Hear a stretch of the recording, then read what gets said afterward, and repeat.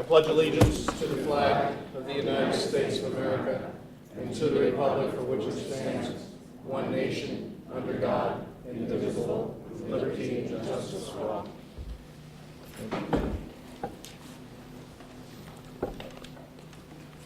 all. Can I get a motion, please, to accept tonight's agenda? So moved. Second. All those in favor? Aye. Aye, 5-0. Dr. Harrison. Good evening, everyone. It's nice to see you. The first order of business that I would like to address is school board recognition. Each year, school districts across the nation stop to recognize the work of their local school boards. Tonight, we do the same as we pause to thank each of our Board of Education members for their dedication and commitment to the district and our students. Board members, there certainly is no question that your responsibility nearly equates to a full-time job. And we recognize the massive time commitments that you make to our schools, and thank you for all that you do to certainly lead and provide our district with guidance to ensure that our schools are well run and to provide for the very best education for our children. With that said, we have a few special guests here this evening that would like to recognize the board as well for their efforts. And our first guest I would like to invite forward is our mayor, Mr. Brian Smith. Very welcoming. Art.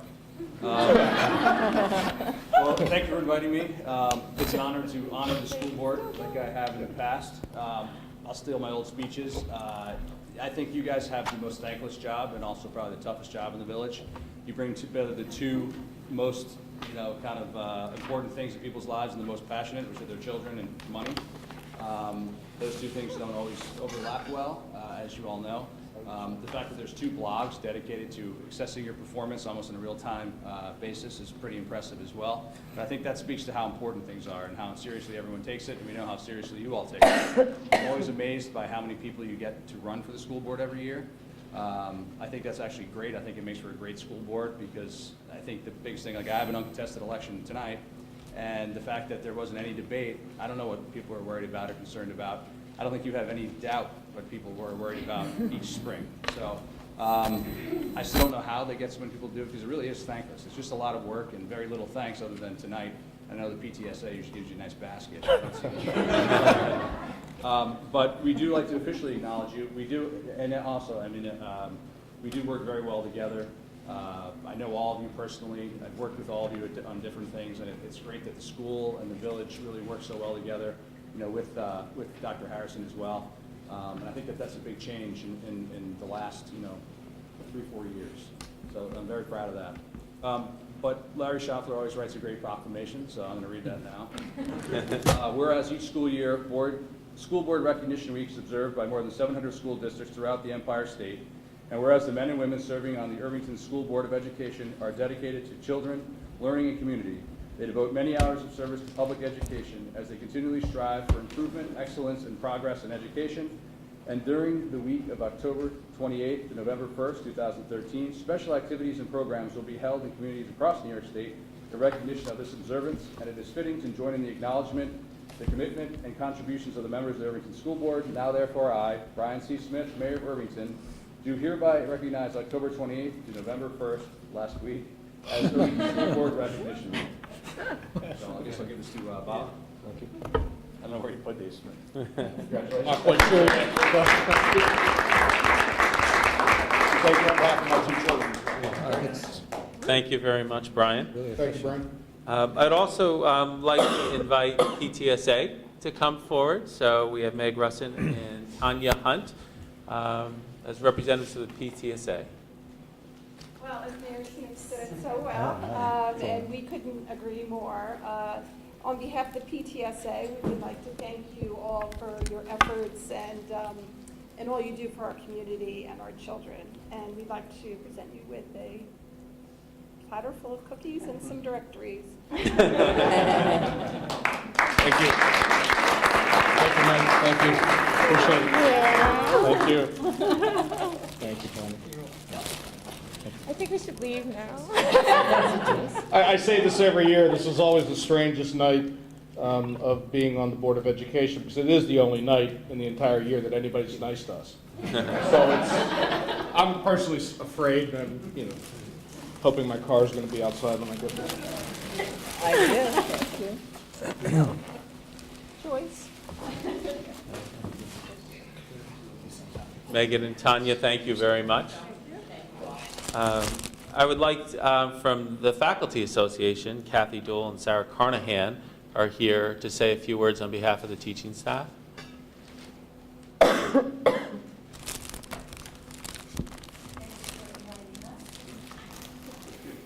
have a short letter that you'll each get a copy of, but I'd like to read it. On behalf of the members of the Irvington Faculty Association, I would wish to thank the trustees of the Irvington schools for their dedication and commitment to education. We value the collaboration that we experience among administration, board, and staff in this district. We recognize that board members serve as volunteers, freely giving of your time and energy in service to our schools.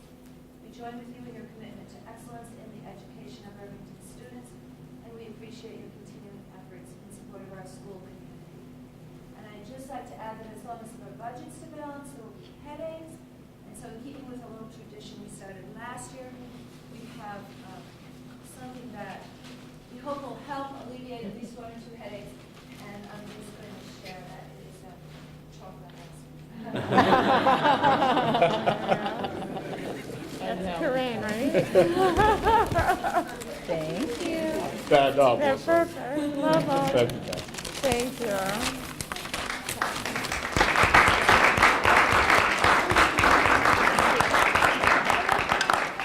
Kathy and Sarah, and of course all of IFA, thank you very much. Also, we have our Administrators Association, and I'd like to invite Scott Palermo and David Sotile to come forward. See, John, I told you board work is going to be great. Had I known, I would have run another. You've done years ago. I mean, who knew?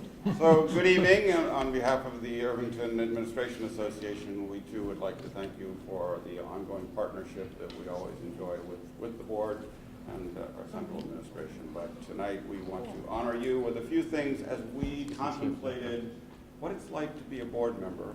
We thought there might be some things that you needed. So, first, as Dr. Harrison noted, you spend many hours, so we thought many of the hours you spend probably involve copious amounts of coffee or other caffeine of choice, so we thought each of you might like to have something to put that in. Thank you. It'll help me stay up later. It'll help me stay up later. This is It'll gonna help me her stay up stay later. up. There you go. I get That's what you emails need. at 4 a.m. Thank goodness. All right, so you're going to say something? No. I love it. You're a spectator. Great. Thank you. Second of all, as also noted, sometimes as a board you have to make the very important but difficult decisions, and sometimes you get kicked in the rear end as a result. So we thought that these might be. Well done. It's actually coming very easy. Now we're talking.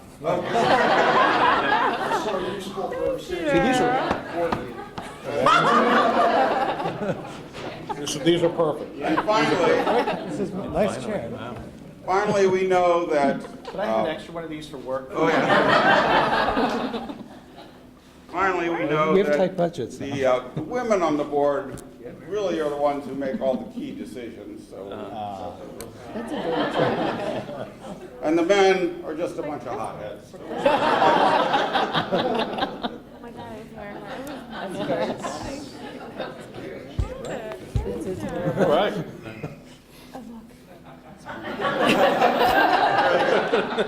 it on, Sean. All right. Won't come off of it. There you go. There you go. So on a serious note, as you said, we do appreciate everything that you do and the countless hours that you give to the district and the support that we get as administrators from you. So we do appreciate everything that you do, and so this is your one night, so enjoy. Thank you. So with the change in weather, I wonder if you three gentlemen will be wearing your hats at the train station tomorrow morning, according to Pride. They're very warm. We also have a message from the clerical unit who would like to extend their gratitude to the board for their service and dedication to the district. And then finally, a token of appreciation from the school district to each board member. Oh, thank you. Thank you very much. I think you had us at thanks. That was No, good. yeah.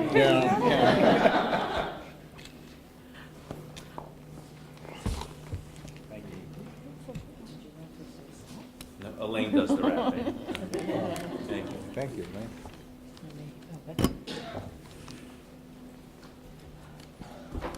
So with that certainly said, that know that your efforts and dedication are appreciated, and that those times away from your family, those long hours that you put into all of this very important work does not go without recognition, and appreciate what you do on a daily basis. So thank you, and if we could all, one last round of applause.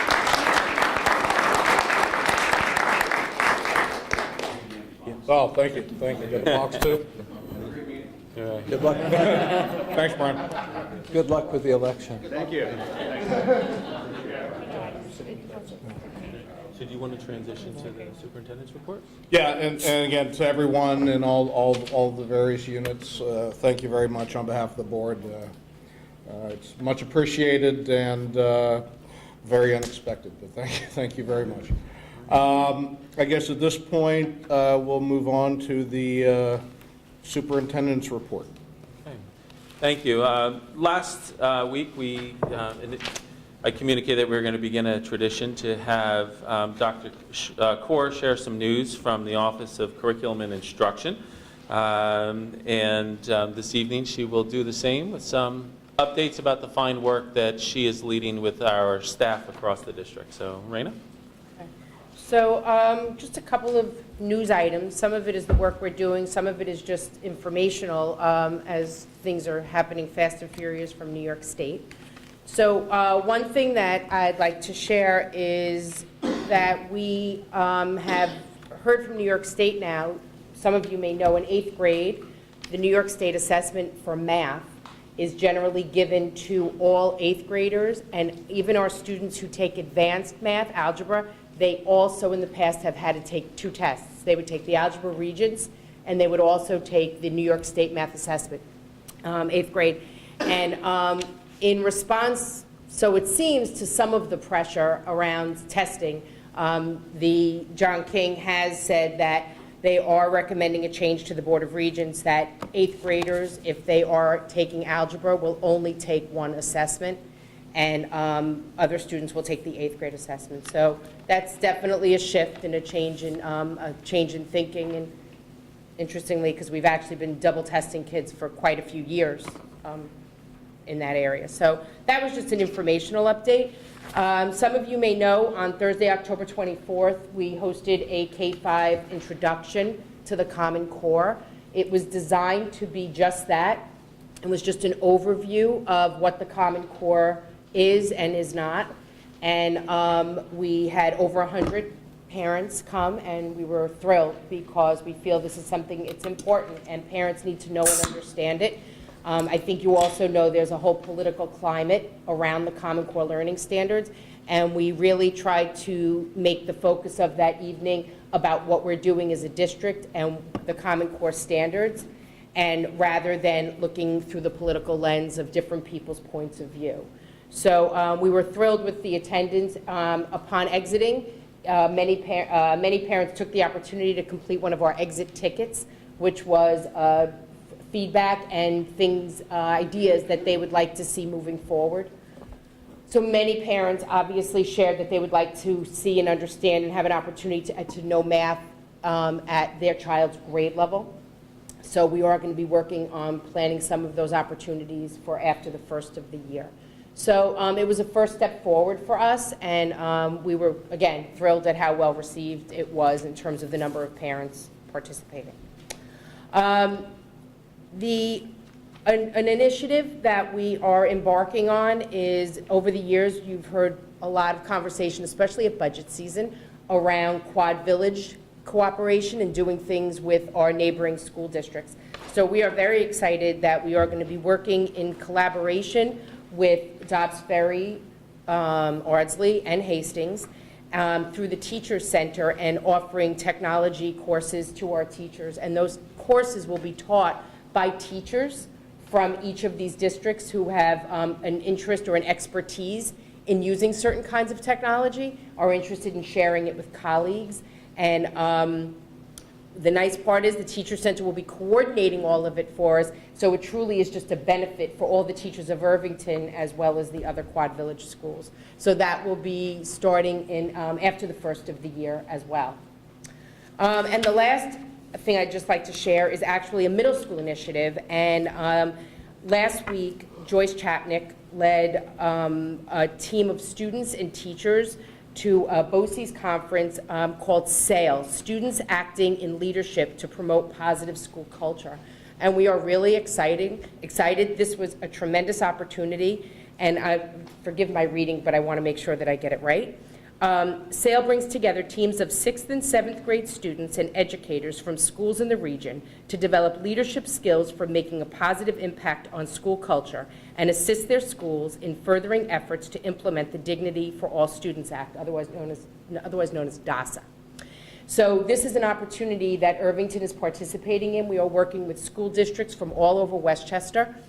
And among many other things, one of the things our team will do is choose from or design a mini action project to make a positive impact on some aspect of school culture. So David Sotile and Joyce Chapnick will be working with this team of students and teachers who will be developing a plan or a project that will impact all the students of the middle school.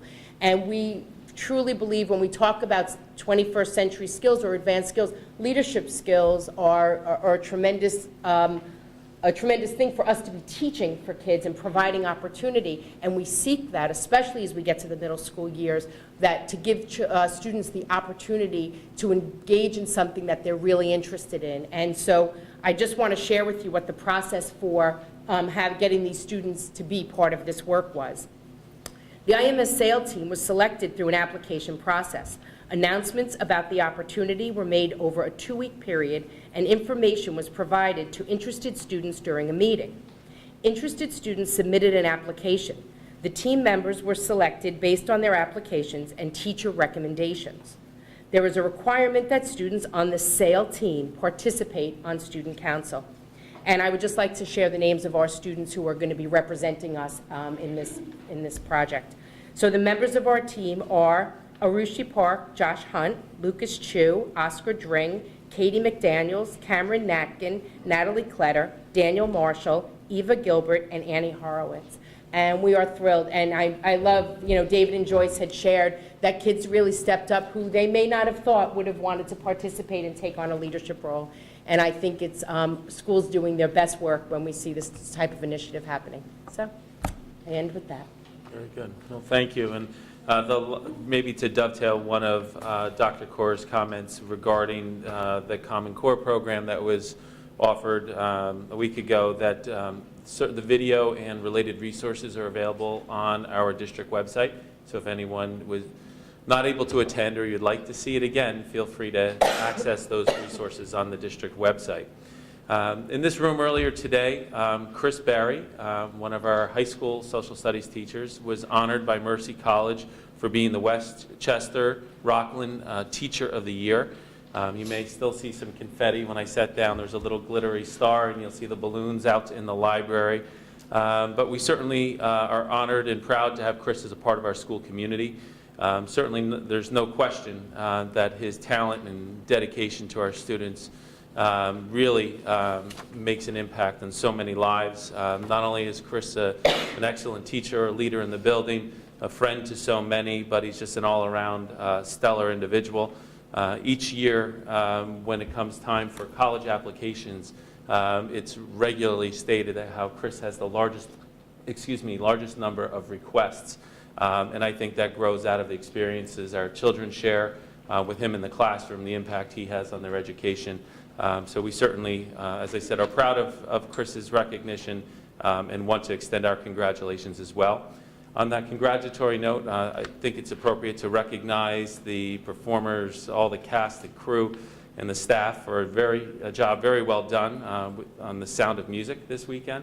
I was fortunate enough to be there for the opening performance, which was absolutely outstanding. A wonderful night, and congratulations to everyone connected with this amazing production. As you headed up the hill today, hopefully you noticed a change on your right-hand side as the lights are now on. And I should have extended this thank you to the mayor when he was present this evening. But as we've said before, we now have the new lighting up the hill as a result of a collaborative effort on the Safe Routes to School grant with Irvington. And certainly they helped us work with the utility company to get those lights turned on because we were at their mercy, so to speak, to have that taken care of. Finally, an announcement and a reminder that on Tuesday, the 12th, 7 p.m. in the theater, the middle school, in a partnership with PTSA and the Rivertown parents, is going to be presenting a powerful presentation by Terrence Houlihan entitled It's All in Their Heads. Terrence is an educator, a counselor with over 18 years experience in the profession. He travels internationally speaking to parents, leads many seminars and training sessions for staff, as he did with our own staff earlier this year. But his work focuses on parents working with their children, and really focuses on, uses a lot of brain research and provides folks with effective strategies for raising a teenager, because we all know how easy that is. So we hope that many of you will be able to come and join us for this important program. Again, it's Tuesday night at 7 p.m. in the theater, and we do want to note that it is a program that's not necessarily suitable for our students, so we encourage children to stay home. So thank you very much. Thank you, Dr. Harrison. I guess at this point we'd like to move on to community comment on topics that appear on the agenda. If there's any comment on topics that appear on the agenda, we'll have time later to discuss anything that's not on the agenda. I thought we weren't going to talk about anything today. Okay. Hearing none, I guess at this point I'd like to move to the consent agenda. Before we move to that, though, I'd like to thank, every time we have a consent agenda, or every meeting, we're accepting more and more donations from the PTSA and the IEF. I don't know about other districts, but we have a wonderful PTSA, and the Irvington Education Foundation does wonderful things for our students, and we can't thank them enough, and we'll continue to thank them every week that we get a donation. I'd also like to thank Julian Pennington, Kyle Swan, Julie Johnson, Yolanda Blanco, and Thomas Starr for their very gracious donations as well. So thank you very much. Point of inquiry, why are there comments on agenda items prior to any discussion? To ask questions on the agenda items. Does that make sense to everybody else to have a discussion on agendas before you guys, on agenda items before you guys have discussed it? I mean, maybe there are people in the audience who don't know what the agenda items are and haven't heard your discussion, and therefore input from the community prior to hearing your discussion would be an uninformed input from the community. It would seem to make more sense to have input from the community on agenda items after you discuss them. We could do it that way. With most of the business items that are routine business items, we generally don't discuss each of the matters. We advertise it ahead of time, and so it's really an opportunity for people to ask questions about those things. Yeah, I thought with the things where we really do I don't really have a good sense of whether we're very consistent now, but we used to be, the board used to, if there's something where there really was discussion, the board would have a discussion, but then in the same item, there would be community comment. Oh, absolutely, and we typically do that on. So it's on not as discussion if we items, don't do that. What you're talking about now is this consent agenda, well, we're mostly talking about the consent agenda where the board.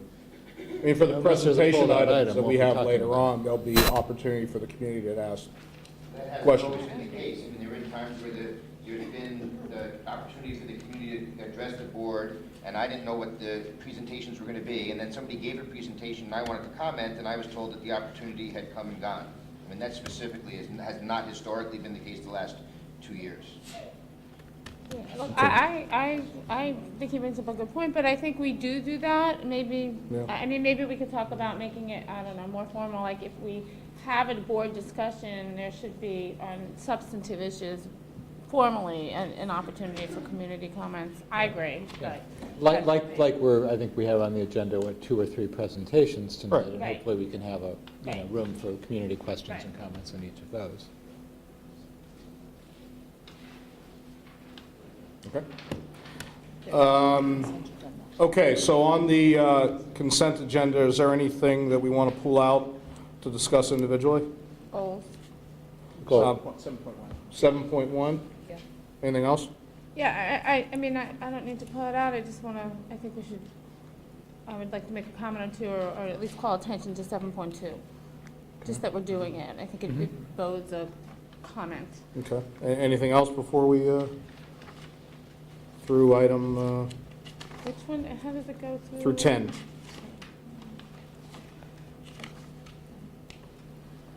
Yep. Okay. Can't we just pull 7.1 and 7.2 out? Yeah, we'll just pull 7.1 and 7.2 It's worth out. talking through what Right. 7.2 is, even if there's, at least among the board, I don't think there's any issue there, but, Right. it's worth the community hearing it. The That's fine. goals are down here in 11.2. No, No, those are board goals. Right. 7. Yes, Yeah, right. okay.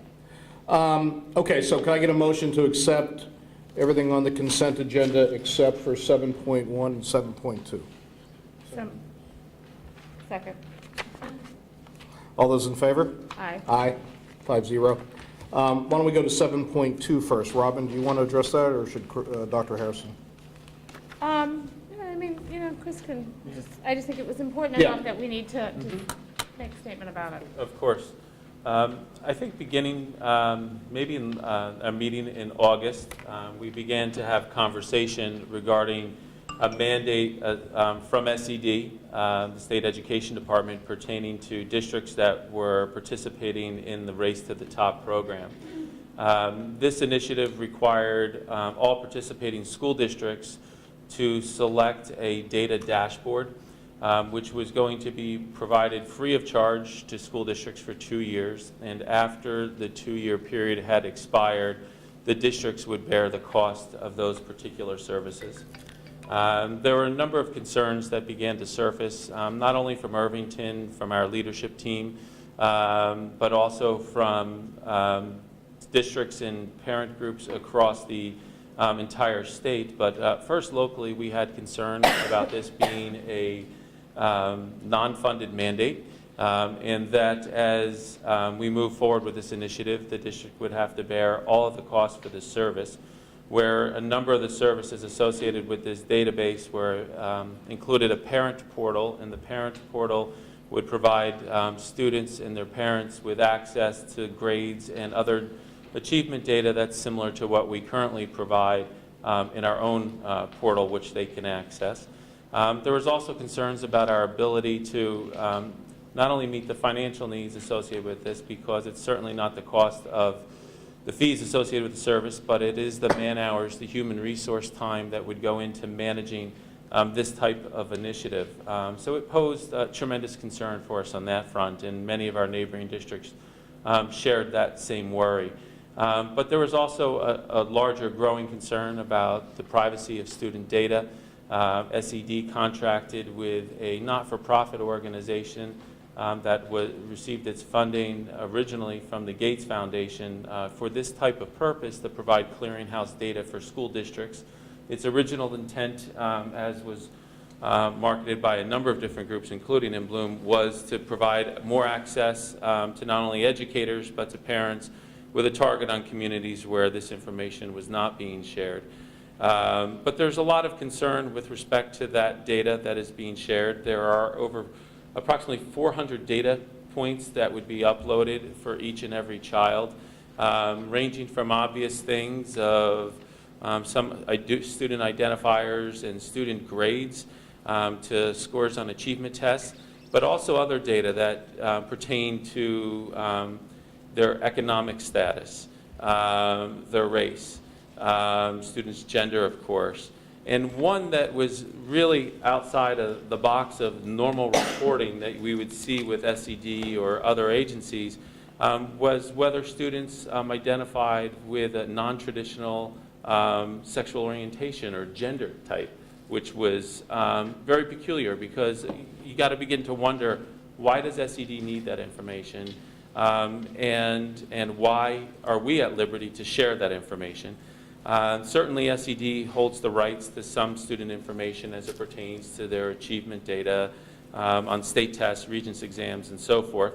But I hold that the district and families hold the responsibility of protecting the rest of that data, and that we should take every effort possible to ensure that we're not sharing information that our families didn't intend to be shared with this outside organization. So there's significant concern there, and because of that, I have recommended to the board that we no longer participate in Race to the Top. We receive approximately $2,800, which truly does not even enter our district's coffers. That money is funneled directly to BOCES, where they provide support services for our region to facilitate Race to the Top programs. I can tell you that a large number of the districts across the region, I don't have an accurate number to this moment, but I believe as of last Wednesday or Thursday, with deadlines certainly looming from SED, there were only 7 school districts at that point in time that had opted into this initiative. And in those instances, they are districts that were in different positions than Irvington, for sure. Districts that had different socioeconomics, where they were receiving potentially hundreds of thousands of dollars of grant money that they would have to waive. But there are also districts that may not be as high achieving as ours, that needed additional resources that are not availed to us because of our students' achievement and the community's economics. I think it's a wise decision for the board on a number of fronts, but we could go through each of those items on the list and create a solid, rational argument for moving forward. Yeah, I mean, the one comment I want to make is, as per our board discussion about Race to the Top, I just think it's important to keep up with, kind of what the state is asking, and if there's good things that we can quell from that and we can incorporate that into what we're already doing, we would, continue to do that. Anything we can do to make things better, we will hopefully continue to do. Without question, and if there's other opportunities that present, there were some representatives that superintendents in our region met with from SED, and the question was asked if there were other initiatives down the road, if we'd be able to opt back in, and the state seemed to be willing to contemplate that opportunity. So we certainly are looking for any resources and programs that may be beneficial to our population, but we did not see this to be a wise move.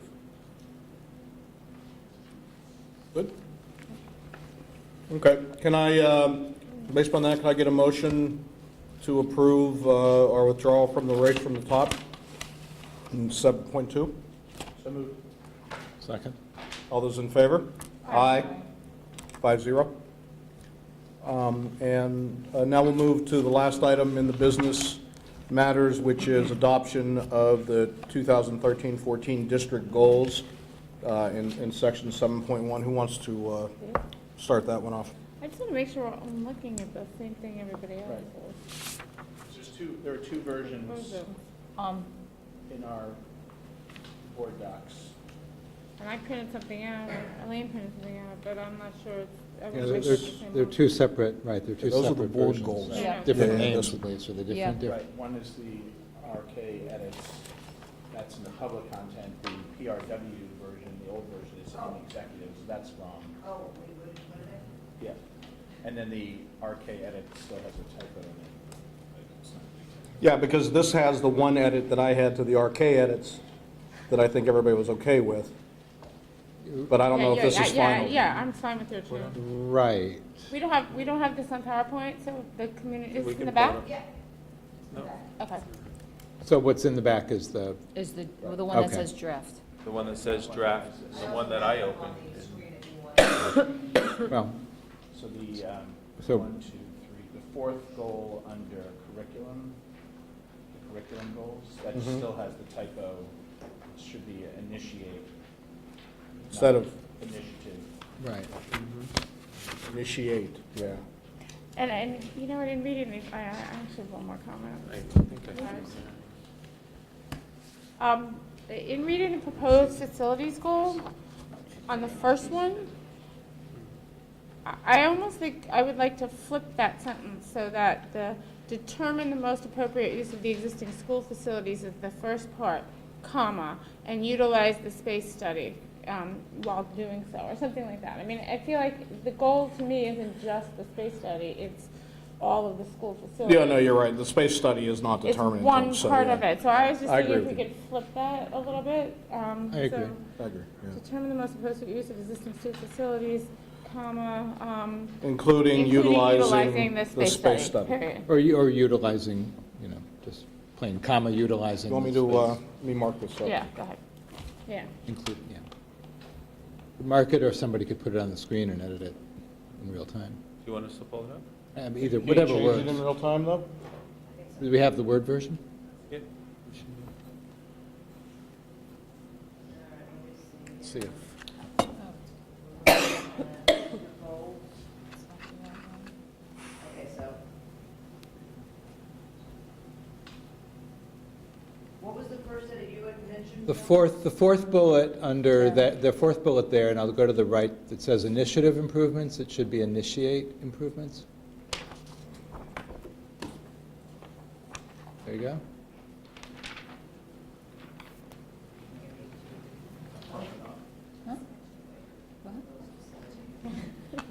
Suitable modes, though. The initiative initiates suitable modes. Well, one's not a verb. Right. It's initiate. Right. Yeah, no, This was my fault. I said my correction. I'm sure that's what happened, you know what I mean?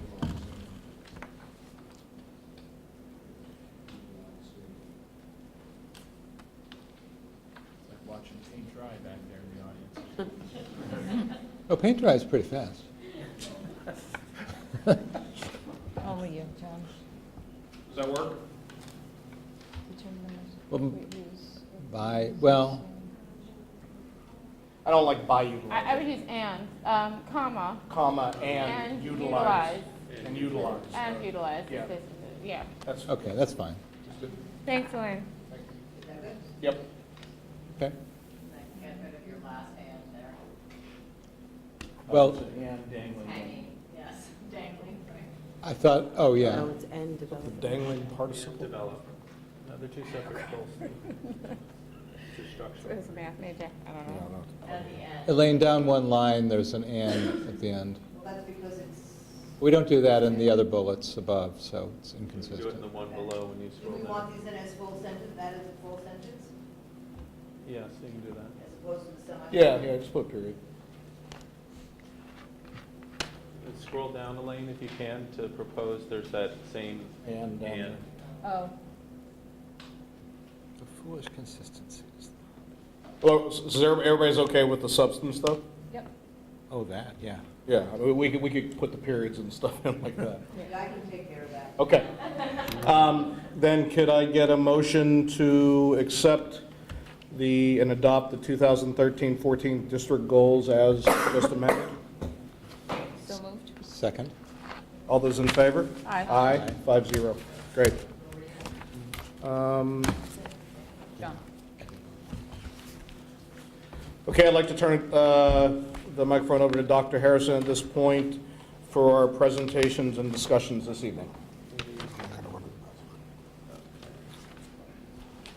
So as you can see, we have 3 items that we're going to be discussing, 2 of which have presentations. The first will be pertaining to space utilization study. We also have discussion on the development of Board of Education goals for this coming year, and then the annual report on student performance, which then informs our school report card that SED will release later in the year. And Dr. Kaur will provide that presentation for us.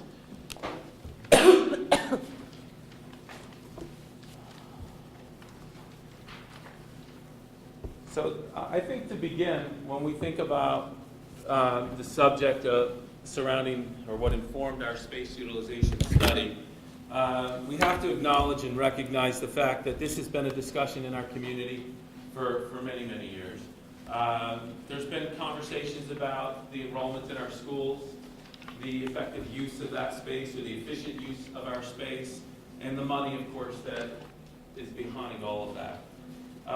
And I guess one of the most recent efforts to take a look at this was in 2010, when there was an internal analysis that was performed, really an all-hands-on-deck effort, utilizing the knowledge and the information available to district and school leadership. And no decisions were made at that time, but certainly there was a recommendation that was made to hire a consultant for a more thorough study to be performed. So as we headed into the 12-13 school year, the board was interested, as well as the administration, in looking to address this situation once again. It informed a district goal, and we wanted to determine, in that second bullet, determine conclusively whether the Main Street School building should remain open or be closed based on demographic data, looking at our use of the space, and of course the finances, as we referenced, that are already behind that. Also important is to look at our district offices. Whether you know or not, our district offices are in a series of portable classrooms, modular units that sit beside Dow's Lane School, and we also have facilities offices that sit behind the school. Those structures were built in '97 or in a rough state at this time. We also wanted to look at and see if there are opportunities to better manage our facilities, to use our space in maybe a more efficient or effective scenario. So we had this conversation throughout last year. We had an analysis that was completed. And the board asked the administration to begin to look at this. Let's make some sense out of the options that were presented to us back in the end of the 12-13 school year. And in doing so, there were other conversations that we had in public, other ideas that had been generated. But ultimately, when we looked at this long list of possible scenarios that came before us, there were opportunities to lump them into categories because they followed similar trends or similar themes. But the first thing that we had to look at was maintaining status quo. Self-explanatory, that we're not making any changes to the organization of our school district. Children would continue to go to school where they go to school today, with no grades moving from one building to another. And there would be no change in where district offices, facilities office are currently housed. Another option that was considered, and this was something that came from maybe some of the history of the board's conversation on the subject, a conversation that came from an audience member as well, in looking to transform Main Street School into a pre-kindergarten and kindergarten-only facility. So that, of course, would mean that we'd have to consider one of the following two options for our existing organization of Main Street School.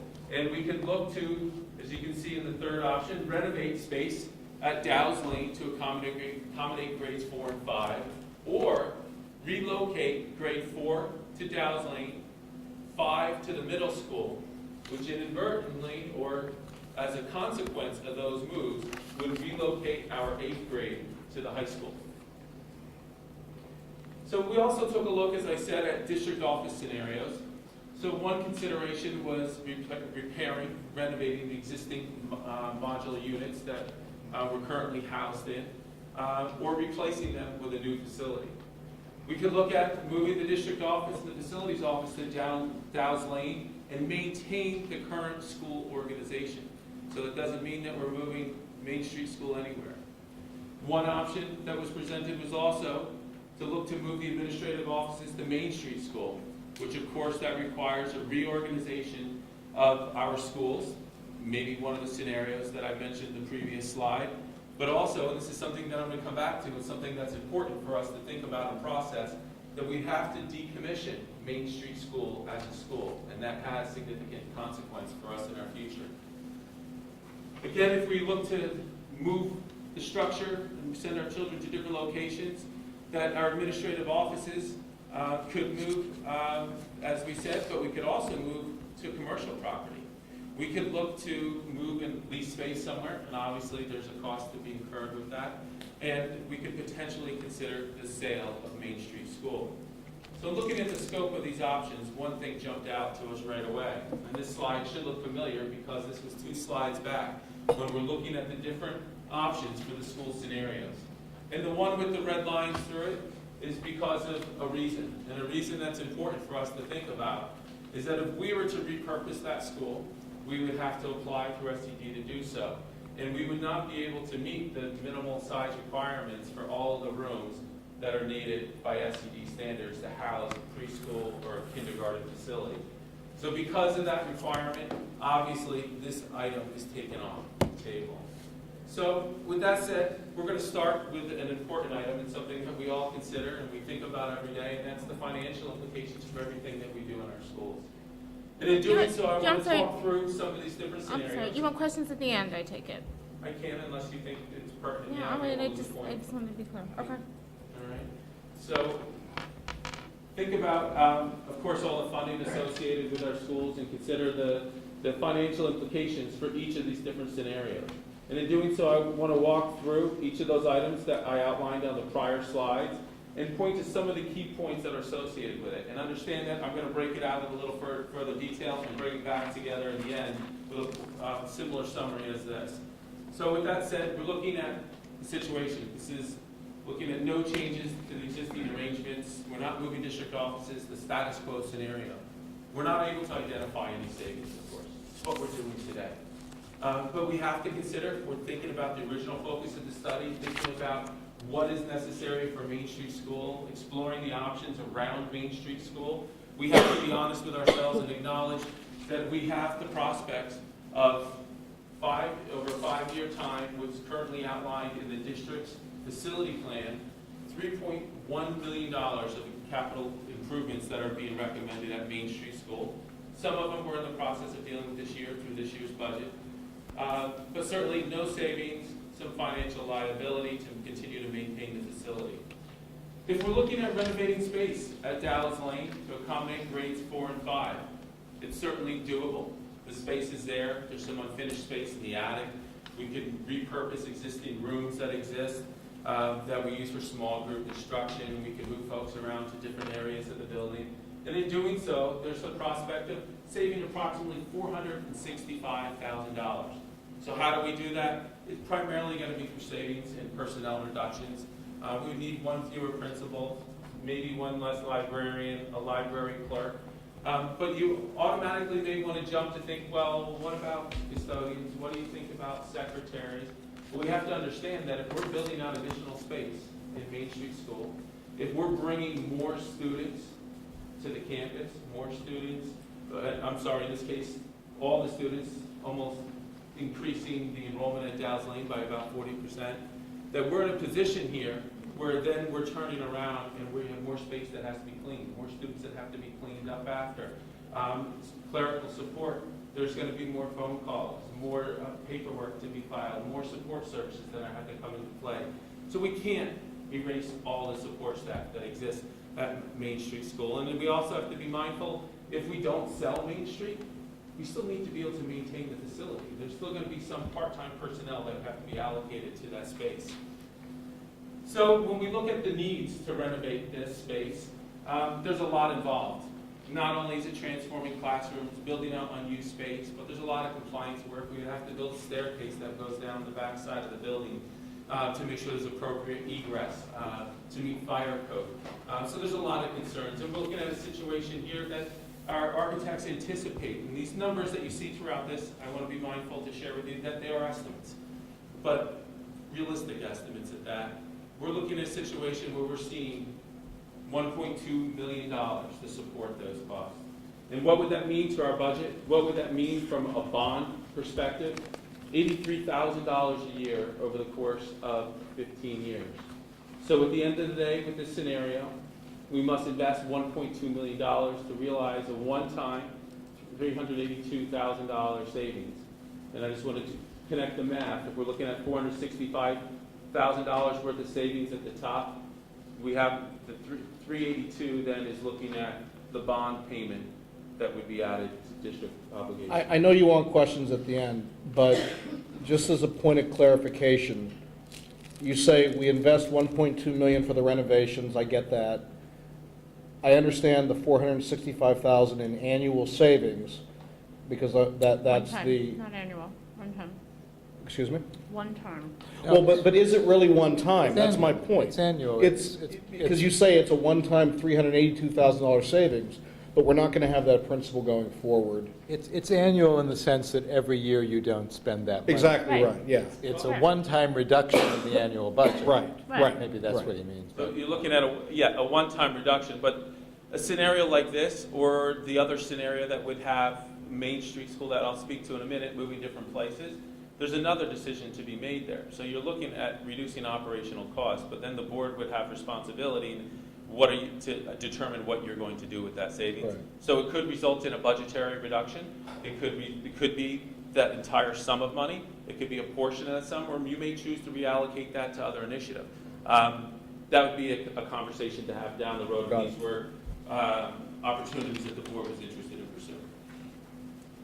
So when we look at another scenario, now 4th grade going to Dow's Lane, 5th grade going to the middle school, and relocating the 8th grade to the high school, we're looking at a different type of savings.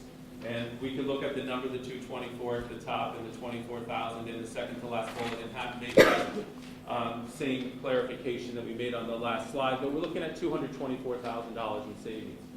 You might ask why that savings looks different in this slide than it does in the last slide. But we want to say that we know that there's reductions in personnel in a similar manner that we communicated in the prior scenario. But in this scenario, we're losing rental of space from BOCES. Currently, BOCES rents space at the campus for middle school and high school programs that they facilitate. They also rent space at Main Street School. So there would be a loss of BOCES rental that would hit our bottom line. Also looking at scenarios that are that would play out in this case where we'd have to provide the additional custodial support that we spoke of, and there would be needs for increased food service staff to accommodate the serving of lunches in both of these facilities that we'd be referencing, because we'd be going from 3 cafeterias to 2, but ultimately feeding the same number of students. This would require a $200,000 investment for additional parking, which, as we know, is problematic to this day. Not only looking at parking needs here, but parking needs at Dow's Lane as well. And we'd have to consider cafeteria expansion. We could not possibly serve all of our students in the campus cafeteria in a reasonable amount of time. So one of the scenarios that had been proposed was to consider actually building out a mobile or flexible cafeteria in the atrium of the theater building. So at the end of the day, we're looking at a scenario where we'd have to invest approximately $200,000 to address parking and cafeteria needs. And we would see a $24,000 savings. This capital investment is something that we wouldn't necessarily have to go out and bond. It's something that we could look at absorbing through the operating budget, or taking a look at whether or not the board would want to take this sum of money from the fund balance. So when we go back now, we make the transition to look at the district office scenarios. So replacing or repairing these facilities, is it realistic? Is it reasonable to think that we could do this? Repair really isn't feasible, and we'll get into some more detail around that, but we're looking at buildings that are already beyond their expected lifespan. We can continue to put Band-Aids on them, but they're not there. Replacement is not responsible at this point in time. You look at the estimated costs. To think $1 million to build a building that would house a small number of people that work in the district offices. But those are estimates that we've received based upon the specs that would be required from SED for the facility. And you can see the costs associated with that, $80,000 a year over 15 years. Clearly something we're not going to recommend, but a scenario that we needed to consider. One scenario, though, that had been discussed was moving the district office and facilities office to Dow's Lane. There would be an expense associated with this, $385,000, which not only builds out space at Dow's Lane, but also reorganizes existing office space and classroom space at Dow's Lane, which we'll explore as well. Moving district offices to Main Street School, of course, this is dependent on a variety of other scenarios for the space to be opened up, as we discussed before. And then one of the other scenarios, looking at moving district offices to commercial property and selling Main Street School. And we recognize that we're going to have an expense with leasing space, and an early estimate would be approximately $60,000 a year based upon the square footage that we would need. So we have to think, so what are the implications of those scenarios beyond the cost factors? Are there benefits that may be here for kids, for program? Are there financial savings that we've already identified? But what are the impacts holistically on our community? So at first, let's take a look just on the school organization side and look at those scenarios and see what those impacts may mean to us. So we're maintaining our existing school, great arrangement, no change, status quo. Some opportunities here. We continue to have space if we have enrollment increases at the elementary level, not to mention the secondary level. We don't see a negative impact on the businesses. Being relatively new to the community, I have heard the stories about what happened when there was the reorganization in the district when the new middle school facility was built. That a lot of the businesses were hit hard because of the change in the students that attended Main Street School. You had fewer students that were patronizing the local businesses, and it impacted the bottom line for a lot of them. We would hate to close a facility that could have a similar impact. We'd also have to consider the fact that right now we do have a revenue stream that comes from the BOCES rental at the different facilities we referenced before. But there are challenges, there's no doubt. We have facilities needs. As I said before, $3.1 million. You can see I split those figures between the maintenance of the school facility and the gym. These are figures that are certainly mapped out over a 5-year period of time. And this plan does not address any of the conditions with the district offices, which, mind you, were promised to the community many years ago, I guess we'll say 16 years ago, since the buildings, I think, were constructed in '97, that they were temporary. So certainly they haven't been very temporary. When we look at status quo, there's other things to consider. The current arrangement as it sits today, we have flexible space that we're able to use. That space provides for quality learning environments for our students, whether it's our special education students, response to intervention, any other basic skills groups through AIS, enrichment opportunities that we extend to our students. We have a lot of flexibility, as I said, for scheduling. We have space where we can provide staff development for our staff. And I have to say, there's certainly something to be said for school pride, school spirit, and its impact on student achievement and learning. And the kids like going to Main Street School. There's something unique and exciting there. Not to say that with the transition that spirit would go away if students were now moving to a different environment, but there's something unique there that I just didn't want to ignore.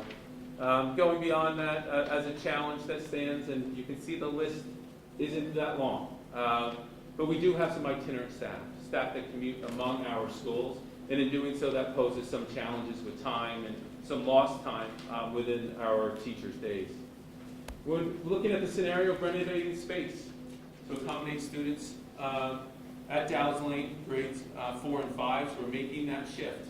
And the students from Main Street School moving over to Dow's Lane.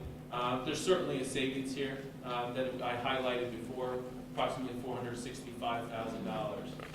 But there are challenges here, challenges that certainly are hard to overcome. The $1.2 million investment. At this point in time, from an early analysis, we do not see the opportunity for transportation savings, and in fact, may need to add a bus at Dow's Lane. There's parking and traffic concerns that are going to be present. Certainly, those of you that have had children to Dow's Lane, you know what it's like at pickup and drop-off times, or if you live in the surrounding community. It's a challenge, so we have to begin to address that. Another item I have to say, we're short storage space across our district. And by building out this space, we lose a lot of opportunities for storage of instructional materials and other equipment that we use in the school. Then we would have challenges affiliated now, of course, with lunches. We would have to change how we serve our lunches to accommodate more students. May have to put in different equipment to prepare lunches, but certainly would have to look to add staff. We'd be looking at extending the lunch period. So we'd have children that may begin eating earlier and students that would be eating their meals at the end of the day. That would be problematic as well. So if we're looking at continuing this same scenario, There are some benefits that we see that could come from this in having all K-5 classes in one building. We know that we can increase articulation. So if you talk about teachers planning vertically, so we're talking about that continuity of instruction from one grade level to the next. Teachers being able to share experiences with students and sharing resources, of course. That it eliminates one additional transition, which can be difficult for some children, but also introduces opportunities for new programs to expand mentoring programs that already exist. But of course, you can see there's a list of challenges that we've identified. And these challenges would be the elimination of dedicated space for classes that I identified before as being a great priority. Repurposing of these spaces are going to have a lot of effects on our unified arts programs, things that we all value.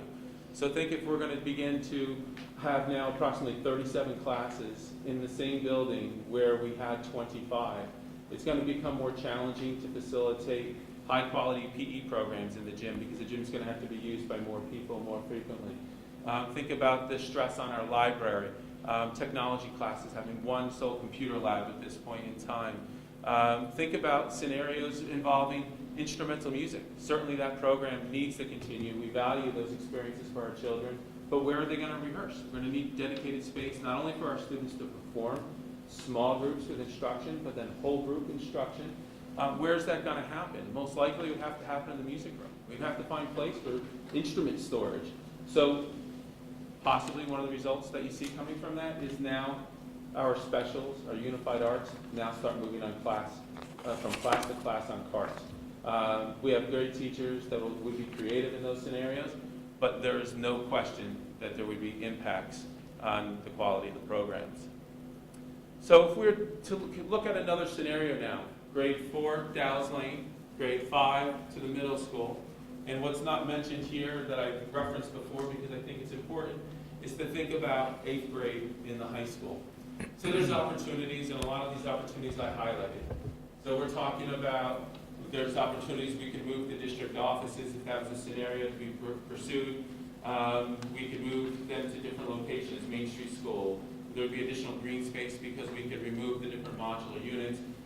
Closing that office that we're currently in, we believe we would save about $10,000 in utilities. Staffing reductions, more efficient use of shared staff. So we think of the itinerant staff that I referenced earlier. Those folks aren't going to be bouncing from building to building as much. So there'll be a few minutes here and there within their days that are clean. And the other benefits that we talked about before as far as instructional supplies, that quality conversation that our teachers are going to have vertically, and the other opportunities that would exist for introducing new programs, and of course, eliminating that one additional transition that would occur with the current structure. But the challenge is to me, and I have to say, folks, this is the most troubling scenario for me. And the first thing stands out to me is in red or orange for a reason, because I wanted it to stand out to you. I want us to think about what that means to us, about our middle school structure breaking down, thinking about those key developmental years, when our students need that closeness, they need a team of teachers around them to support one another, the teachers are regularly articulating, communicating about student progress, that they have close connections with one another, but that would be lost. Because in this scenario, we'd have to move 5th grade into the middle school, and they would have to move somebody out. Quite simply, there aren't enough rooms to do this. And in doing so, our 8th graders would move over and could probably be relatively self-contained on the garden level, the lower level of the old building. But in doing so, we now have 8th grade as a part of the high school environment. And I think there are some consequences here that we need to consider for program and those other developmental factors that we referenced. But I want to go a step further. We're thinking about that age continuum. We're thinking about typical 5th grader entering 5th grade, 10 years old. A couple are going to be 9 years old. You look at that standard 12th grader, 17, 18 years old. So we have to be mindful that by law, there's some students we educate until 21 years of age. That we have a scenario, we'd be introducing 9 to 10-year-olds into an environment with 18 to 21-year-olds. I don't know if that's acceptable. I don't know if that's something that we want for our children. Do I think that our younger children are going to be victimized by the older children? No. But do we think that they need to be in an environment where their learning is fostered by a small environment at an elementary school, where they're around more age-appropriate activities, that maybe they don't have as many mature influences? I strongly believe that, and I see a problem with this scenario because of that. So to move forward, we're back to the parking situation. I think it's something that we're going to travel with us everywhere in Irvington. We're going to need about $150,000. This is an estimate, of course, to develop more parking, which introduces more drainage discussions for this part of town. We know that, now this is something to point out that I think is important and maybe should have been highlighted in different color as well. If we close Main Street School, it would be decommissioned with SED. When a facility is decommissioned, if it is then reopened down the road, you now have to be able to fulfill all the ADA requirements and other space requirements that are currently on the books, where we are currently grandfathers, that we don't have to make certain types of regulations, that we don't have the same space requirements. To reopen this school and to allow children to come back into the school, we would have an unknown large investment to be able to modify space, and quite frankly, not only would it be a price tag that would likely be into the millions of dollars, but we likely lose classrooms in the process. So this is a major, major concern associated with closing Main Street School and thinking that we could maintain it for possible flexibility in its use in the future. Again, no projected transportation savings, lost BOCES revenues, also cafeteria issues that we've referenced before. Again, when we think about our theater and you think about the vision that was established when that facility was constructed, I don't think folks thought about walking in and seeing tables set up in that space all day long to accommodate 150 students eating lunch and have mobile service stations set up around the perimeter of the space. Certainly, we have to consider added stress to support services, to think about school nurse.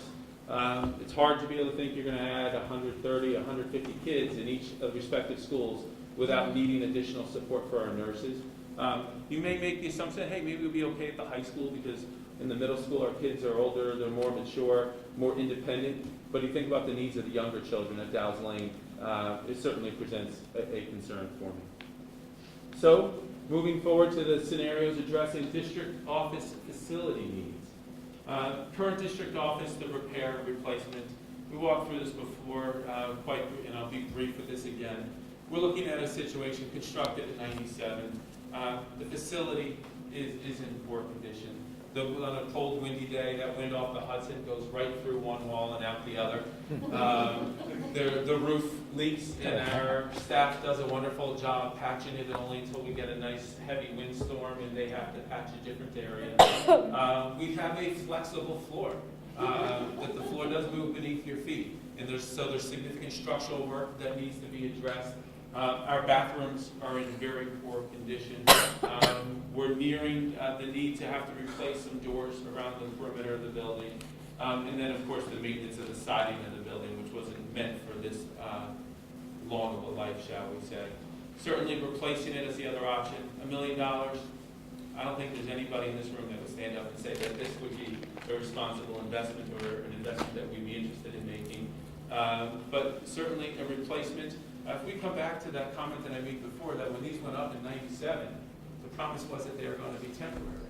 And I would imagine that folks thought those buildings were eventually going to go away and our neighbors would have some green space near their homes. We need to be true to our word. We need to consider that maybe we need to move in a different direction. Maintaining existing school structure, same organization as it exists today, move district offices and the facilities office to Dow's Lane. This is a plan that has already been developed by our architects going back 2 years ago. It already has gained SED approval. And in this scenario, we would reclaim some space in Dow's Lane for the district offices. We would lose one classroom, as you can see from one of the challenges.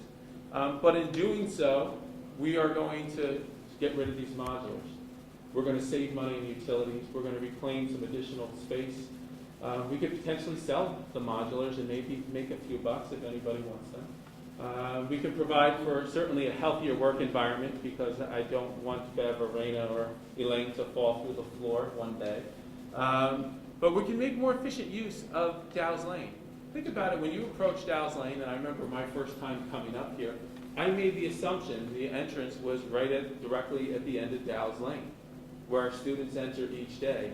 So if you were to find your way in, which would be difficult today with our new security measures, but if you came in there, you would be walking into the middle of the school environment.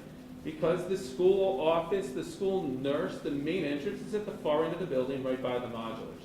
With this plan, we would move the school office, the nurse's office, to that centrally located area right by that entrance. The district offices would move into the area where the school office and the nurse is and the space above it, losing that one particular space. Certainly more efficient use of that space, and I would say it would allow the school to operate more effectively. The fact that administration and the nurse are right at the center of the building would certainly make for a lot of ease of operation. There's certainly the challenge of the construction costs and how we deal with that. Approximately $385,000. We'd have costs associated with taking the footprint where the modulars stand and clearing that area, removing foundations, and planting grass again. Looking at the cost to remove the modulars if we can't sell them, which I'm sure would not be cheap to get rid of them. Losing one classroom limits flexibility, but if we consider those other scenarios, we know that there's a couple rooms that we have that flexibility with, so we could give up that space without having impact on children. And then we have to worry with any construction project, how does that impact the school operations? Ideally, you would look to accomplish this during the summertime, but we recognize there could be carryover that could have impacts at the school. Looking at the current district offices, again, moving them to Main Street. There's certainly some reductions in cost because we now have to maintain the facilities at Main Street. We certainly then wouldn't have to maintain the gym in the same ways unless we found alternate uses for it. There's also the possibility of renting other space to outside organizations. The challenge, again, if we need to reopen it, the issues associated with compliance that I referenced before. There would be loss of BOCES rentals, which in Main Street School counts about $50,000. The focus of what we've used the gym space for, and then of course some conversion costs. Nothing can be done easily, that there would need to be some renovation costs to be able to accommodate office space. And then this scenario certainly looking at what would happen if we were to move the offices to commercial property and sell Main Street School. Obviously, we're looking at the elimination of those maintenance costs, the $3.1 million that I referenced before, on top of any annual costs. Sale of Main Street School, I couldn't tell you. I put not one question mark, but two there. Potentially $1 million, maybe more, maybe less. I guess it depends on if it was going to be zoned differently, but certainly there would be a one-time revenue, which certainly would have positive impacts on the district. But two real concerns that stand out. The first, as an educator and as a leader in your school district, but the second as someone that cares about the community. Loss of instructional space for possible future needs. What does that mean? Enrollment increases. Where do we go? If 5-10 years down the road we're bursting at the seams after making a move like this, are we now starting to explore a conversation about additions on existing facilities and circling back to a lot of these other issues that we already talked about? And of course, those impacts on the village.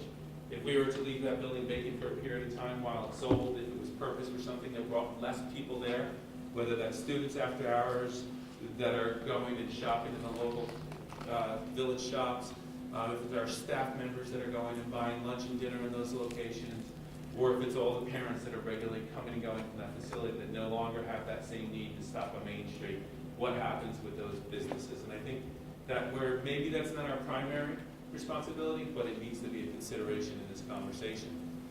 So, as I'm beginning to wrap up here and would look forward to allowing other folks to talk about this, I think we have to talk about one of the obvious issues, something that we can't hide.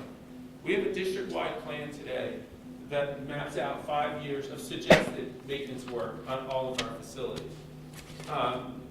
Can we survive without doing all that work? Certainly. But should we begin to do some of that work? Without question. Certainly, we need to be responsible and make sure we're maintaining our facilities well. But the sum of that money, estimated $9.7 million. The Main Street School scenarios I've referenced before, $3.1 million. So if we're looking at the cost of moving grades 4 and 5 to Dallas Lane, we know we have an investment of $1.2 million. And then that variance, that cost avoidance, $382,000 when you take into consideration the bonding. 4th grade to Dow's, 5th grade to the middle school, with that asterisk, 8th grade to the high school. We're recognizing the $200,000 investment to make that happen. We're recognizing an estimated $24,000 of savings in doing so, and with the belief that this money can be had through the general operating budget or to explore the use of fund balance.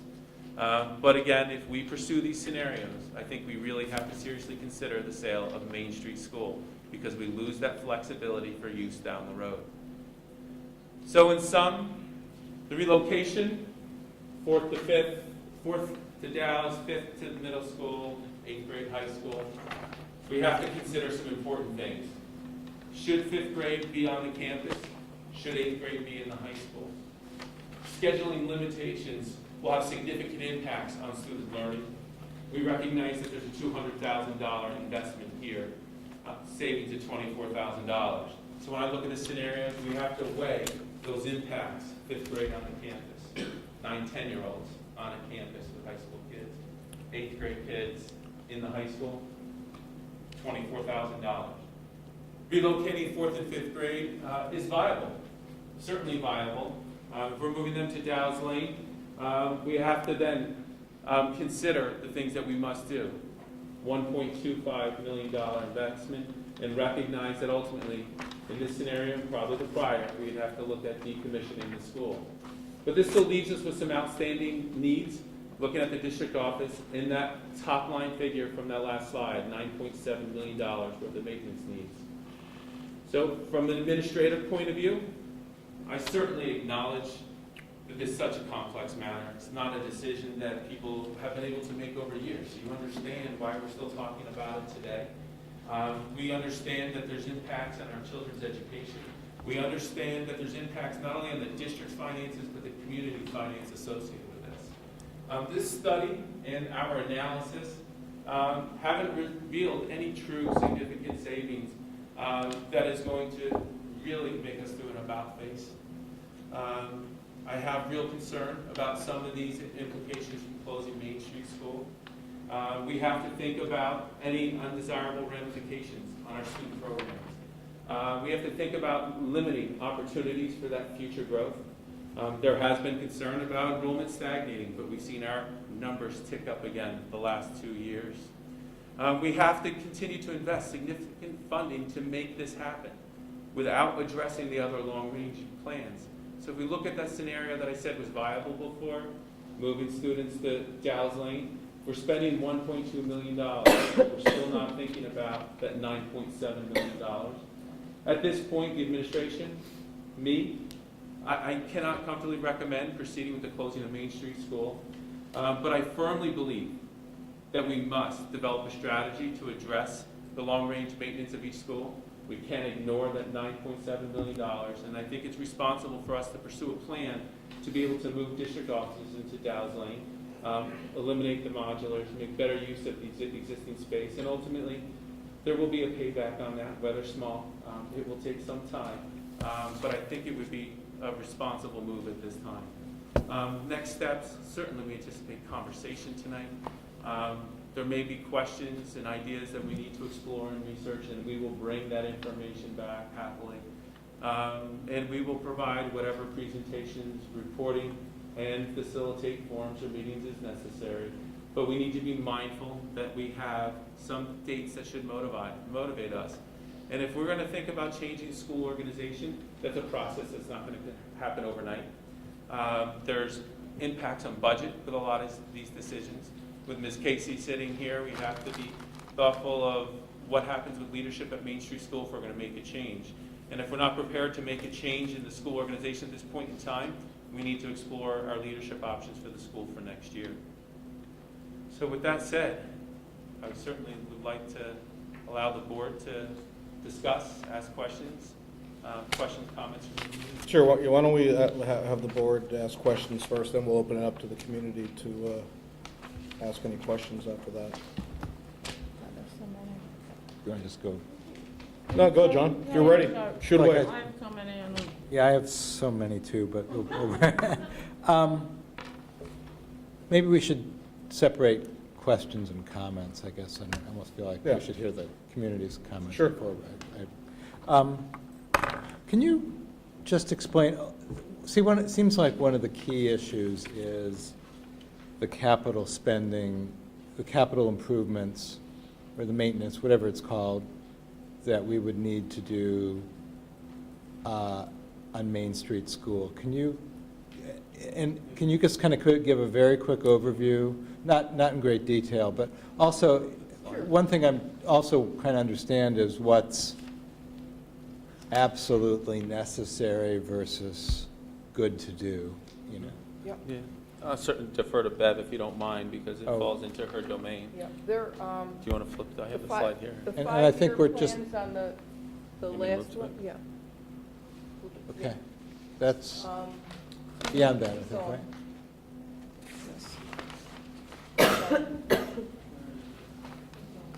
Right there.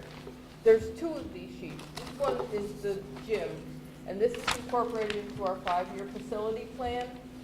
And there's 5 years of recommended repairs, alterations, replacements that were originally the larger ones suggested by architects. Some of them we are already doing, like we're going out with the emergency lighting now. And I'm not gonna get into the small ones, like repaving and painting. Those normally come out of your normal budget. Long-term, if we keep this building, the roofs that we have right now designated for this year repair, we're not doing, because we can probably get maybe 2 more years out of it, so my next year's 5-year plan will drop that down a couple of years. But within 5 years, we're going to have to replace the gym roofs. The largest one is upgrading the ventilation system. It works fine now, but it's manual. The pneumatics don't work. So every time the system has to go on, it has to be manually put on. What does it mean, manually put on a ventilation system? It doesn't work on demand as a climate control system necessarily Oh, would. so somebody's got to The turn it custodians on have and to- Turn the heat off but and boy, on it's every getting day. hot in here, turn it off, and then, oh, it's getting cold, turn it back on. It's not controlled by thermostats. Right. At one time. Yeah. Even fancy thermostats.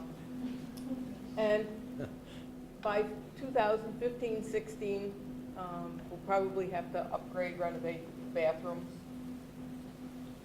And also, the following year, the architects recommended that we upgrade the old electric panels because they're the original ones, and the building was built around 1950. So those are some of the long-term costs that would need to definitely be done in that building. Thank you. This And you're saying they need to be done? I mean, Within there's 5 no, say, for example, there's no cheaper way to deal with the problem that the Well, heating when system you has need to be to- manually turned on and off? When you need to put a roof on, No, right roof- now it's being patched, but you need to Yeah, do I the get- whole roof. I guess I get the roof thing more than, I'm trying to, because we're saying we're avoiding these costs, but that kind of means Right. we must But- have to do them if we're avoiding them by moving out of the Well, main the street. electric panels have been there since 1950. Could we get another 10 years out of them? Maybe. We Yeah. don't know. Okay. So a lot of this is for lack of a better word, guesstimates. Yeah, okay. Okay. At Main Street School, we had it in, from the architect's original plan, we bumped them up a few years, each year. This year, and we're not doing it just because we don't have the funding, they were recommending replacing all the interior door locking hardware and the exterior doors.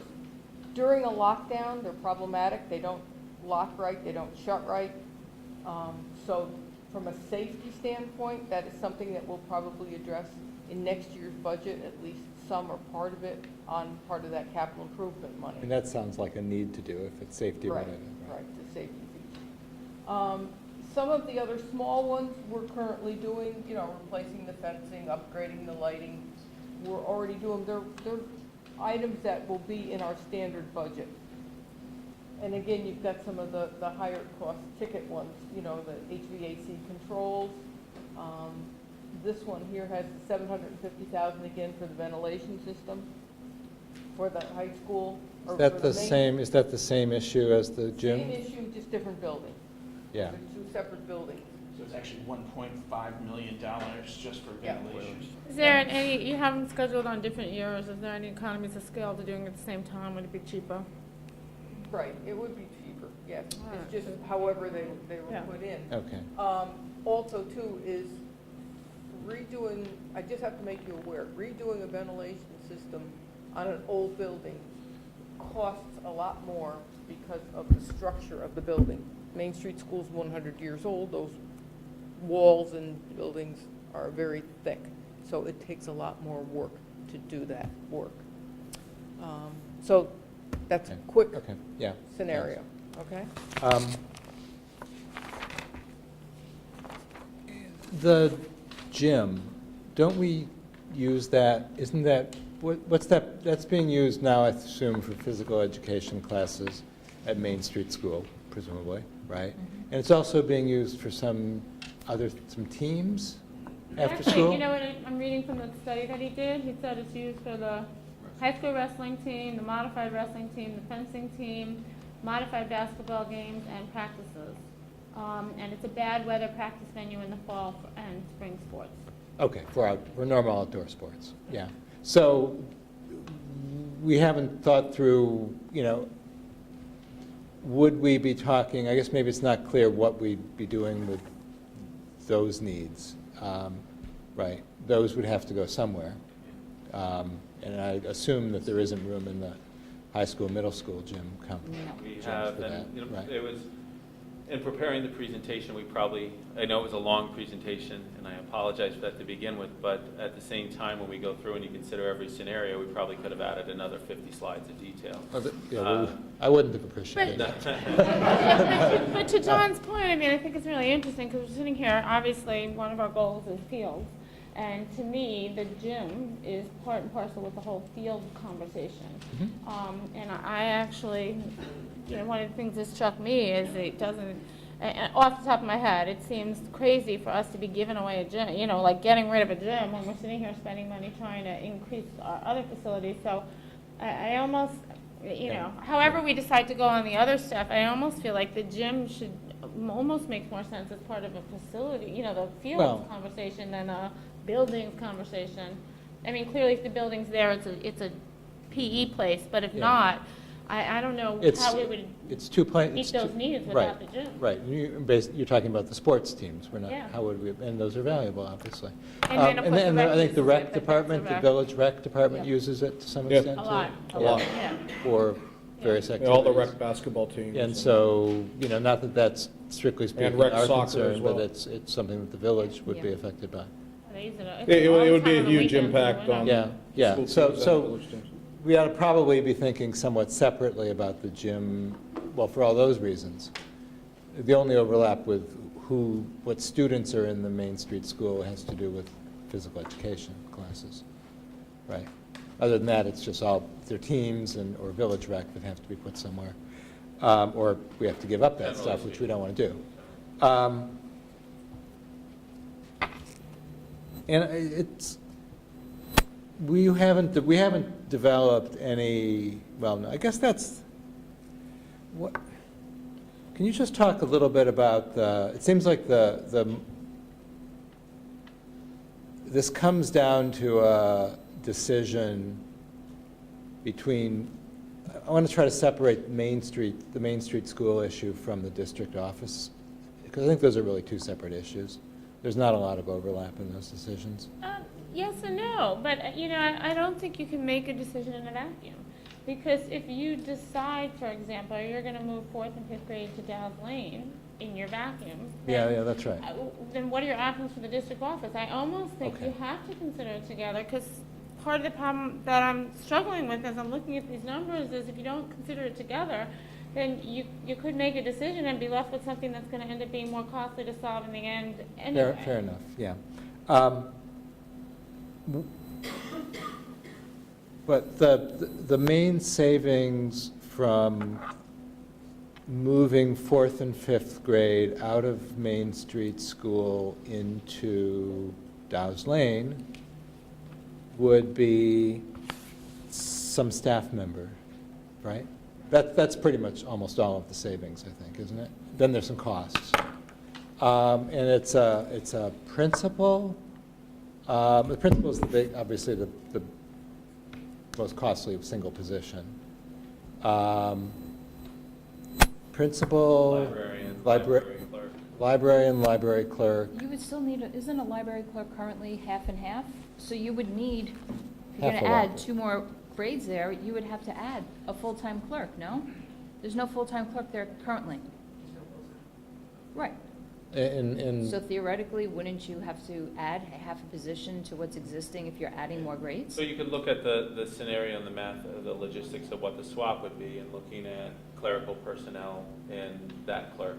The clerk that was just listed there, maybe I misspoke, maybe if I go back to our notes, and it would be one of the office Wonderful, clerks and okay. not the library Fair clerk. enough. I just, in my head, I'm seeing the Right. slide with library clerk next to it. Librarian. It's probably librarian, and let's say, It's rather than a clerk, clerk. let's say clerical support or secretary. I mean, my gut isn't listening to this, though. In both the scenarios, if you move the 2 grades up to the middle school, or you move the 2 grades down, you're gonna need, well, I'm just saying, Yeah, but only one grade, only the other scenario is one grade goes up to middle school. Yeah, Not but, usually 2. but, 5th and 8th, if you were to close Main Street. Correct. And then Right, 4th we move make 2 down. changes up at the Right, top. but I'm saying, in any case where you're talking about moving 2 grades, I'm thinking kind of along what you were, which is there's gotta be some staff implications of we're gonna need more staff, then it's not a one-to-one relationship well, anymore. yeah, It seems like you're gonna have more kids, you're gonna need more traffic coordinators, you're gonna need, more kids eating lunch at the same time, or there's gotta be. the major savings is on the principal. Right, and I don't- But then you have to offset that with the other costs. Right, Cafeteria and I- people, Exactly right. you're gonna have other costs. Yeah, It's not just right, gonna be you yeah. save all this and Right. there's not other costs. right, but really we're talking, and I don't fully understand. Right, but we did eliminate 1 custodian. I don't fully understand the thinking on the principal issue, because, I mean, it comes down to kind of how principals, what the various different activities we rely on principals to engage in. And I thought, how much of that is dealing with students and the teaching staff that are under the principals in those buildings. Well, it's even more granular than that, well, not granular, but more simple than that, because if the school's open, we're required to have a principal. No, I understand that. Yeah. I understand that. If you open a building, you call it a school, you've got to have a principal. Right. But how the principals actually spend their time is largely a function, more or less proportional, I think, to the number of students they have to deal with Sure. and the number of classes and teachers they have to deal with.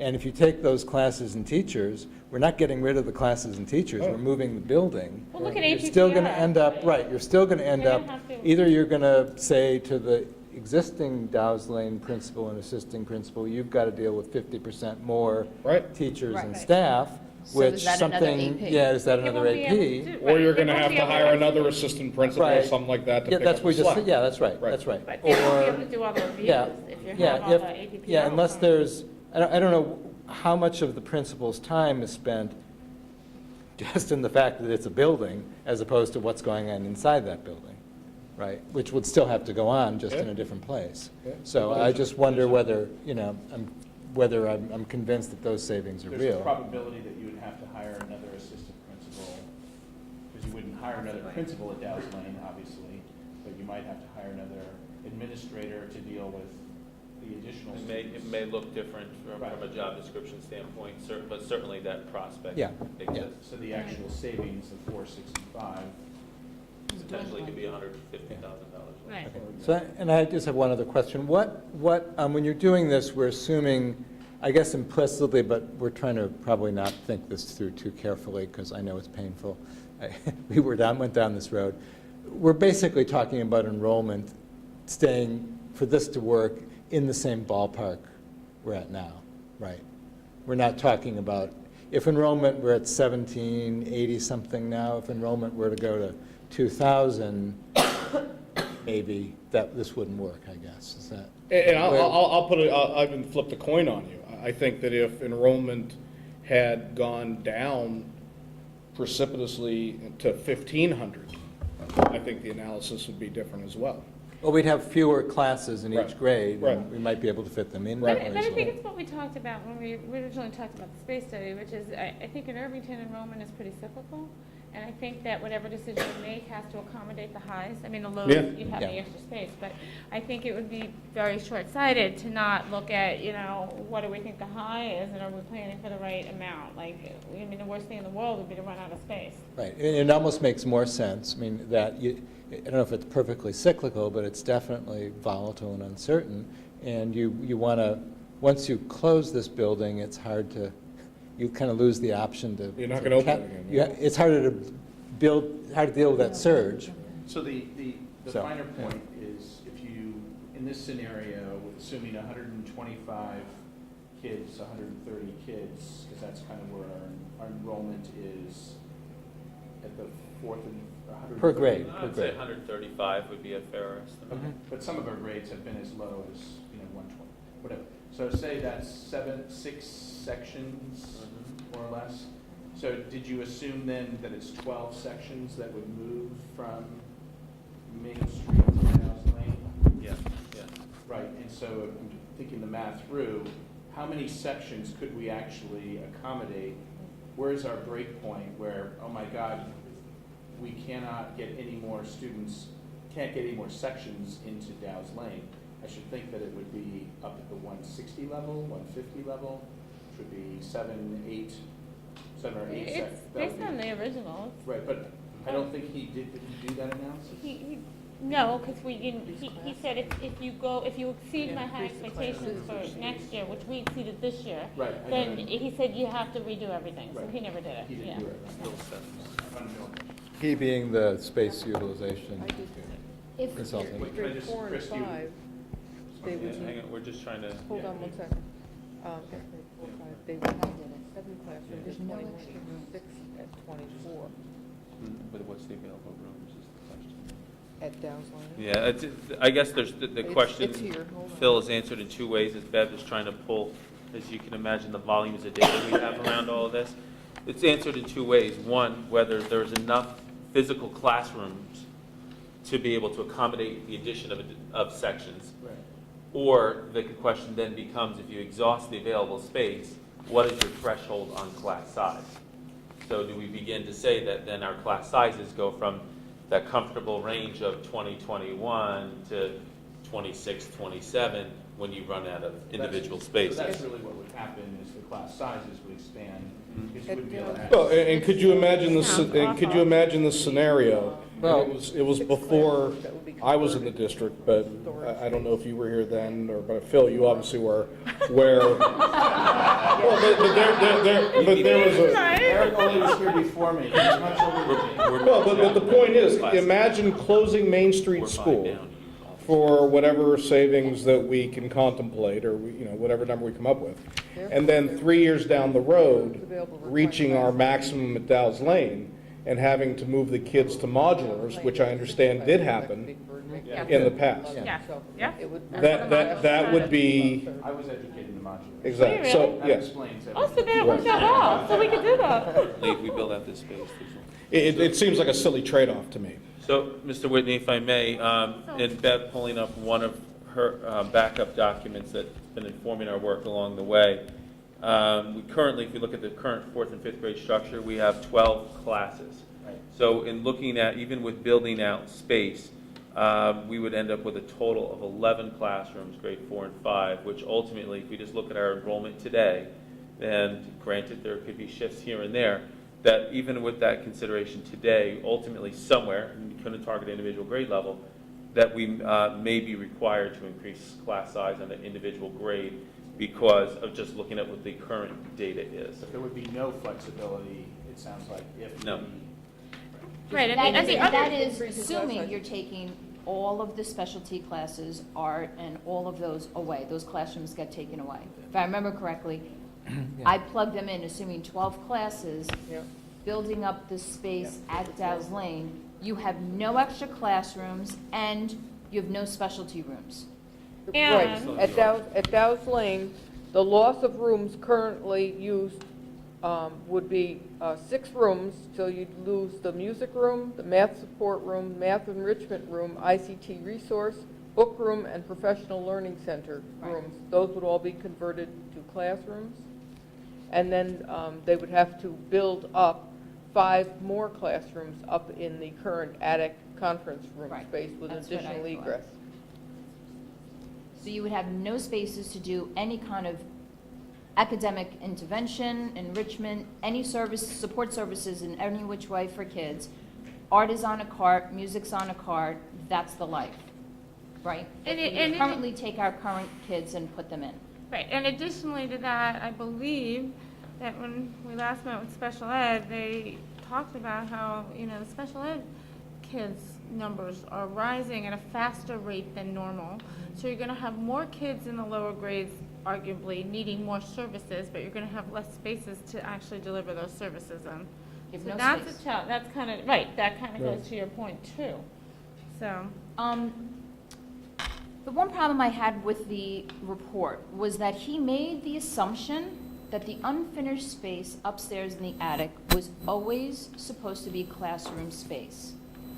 Some document somewhere, I remember thinking that was not the case. That was to be built at a later date for district offices.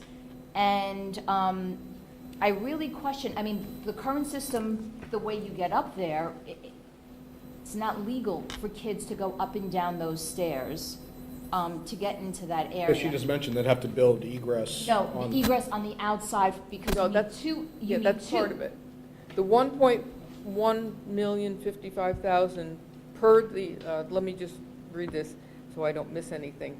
Conversion of current attic and conference room areas. The storage attic is an unfinished area that would require it to be brought up to code for usable space. A second egress, which is from outside from the attic going down.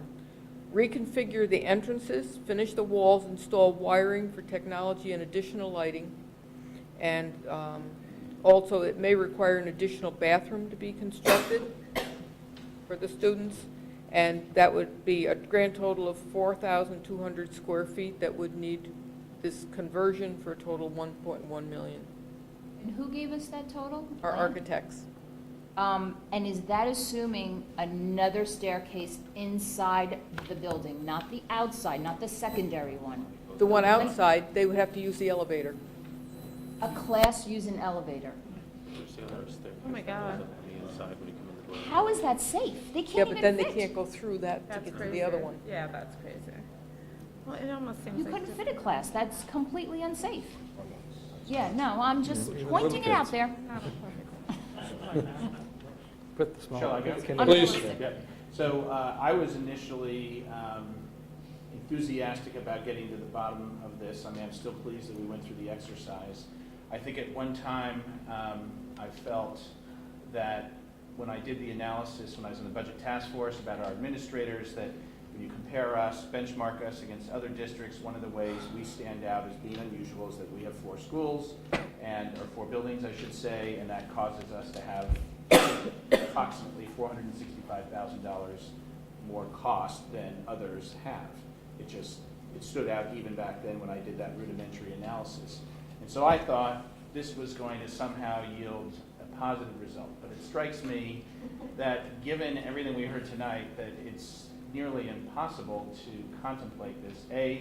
I will not sign off on any plan that has the 8th graders moving into the high school, because I was in that situation back in 1979, 78. And contrary to what Dr. Harrison says, I will say, unfortunately, harassment does happen. It did happen to me, nothing serious, just, the usual kind of hallway stuff, that big kids look at little kids as interesting playthings, targets. And I will not endorse anything like that again, because it was not ideal back then. And the modulars were fine when we actually had to go into the building and be small children amongst very large children, young adults, and that was not good, so I will not sign off on that. The 4th and 5th grade to Dow's Lane, I thought again, maybe that's interesting, but it's not. I don't see how you can make it work. We can't commit the district to something that has absolutely no flexibility for growth in our class sizes. If you had said that we max out at 180 kids, or 9 sections times 18 sections, and I'd say, oh, well, all right, what's the chance of us getting back up to 180? And that's not such a great chance, but we're not even in that ballpark. You're saying that we're kind of maxed out now because you're getting rid of all these extra rooms, and we have no room for any growth whatsoever. So I just don't see how that's even feasible.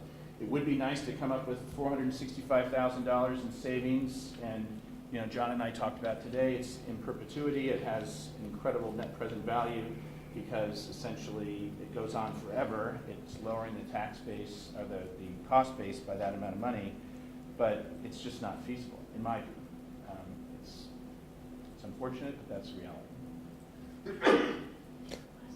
Yeah, but as you said, you would never advocate putting the 8th graders up top, and the one thing I would never advocate is selling Main Street School. I just think once you sell the building, you're never going to get it back, and now I find out that once you close it to instruction, you're going to have to bring it up to code, which is going to be impossible also. You wouldn't be able to do it, yeah. Right, so it just... If you close Main Street School and reopen it, according to the current square footage requirements of SED, there's 2 classrooms that you could use out of that whole building. Right. So in other words, we can't, that's not really a viable option anyway. I mean, I think, the overriding question to me is really what is optimal for student learning, and that seems to be pretty clear. Whereas I think, there's a lot more costs that we could get into, but why bother? Actual cost, opportunity cost, I mean, it doesn't matter for all these other reasons. But I think what we're faced with then is trying to figure out what is the optimal solution at the district office if we kind of all agree that we're going to kind of leave the configuration of the grades where they are. And it probably Dow's Lane, but, is there any other, could the district office go commercially? And I don't know, well, they used to be on that big white building up on Broadway. So, it seems like that maybe is the area where we need to think about looking at some options instead of just automatically building out Dow's Lane. Again, it's just a money thing. It also just doesn't strike me that, well, we don't want Elaine or anybody to fall through the floor, but it doesn't seem like, or any of you, mention me.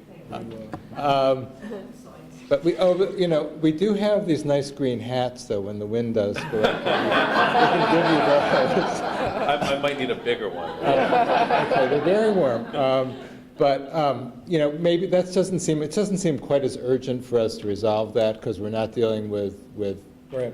but Well, we're not dealing with the Main Street School No, but principal issue. it's good, right? it's good to come to a focus. We want to do it. I'm maybe naive on this. I'm kind of a little surprised that to replace that little module thing in some way would cost $1 million of construction, but I could be wrong, but on that. But, again, I gotta come back to, if we're looking at doing the fields, and we're looking at possibly we have to float a bond for Eastfield or whatever, I mean, maybe then it makes sense to figure out what is the optimal scenario with the district offices, and if this is when, if we're gonna do it, maybe we figure out a way to package it together and we meet all our needs, Yeah. you know? And it seems like it's a nice solution to have it in Dow's Lane, but it's something we ought to do some thinking and talking Well, about. I think from long-term And getting- planning, though, it would be nice to, at least address it. I mean, we don't have to act on it this year, but it would be nice to have some sort of a plan in mind over the shorter term, so that we're not kind of stuck with a budget in a future year,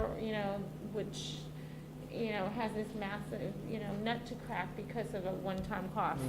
So it just seems like it would be prudent from long-term planning to factor that into the mix. So. I really didn't have any questions. I would like to just make a couple remarks.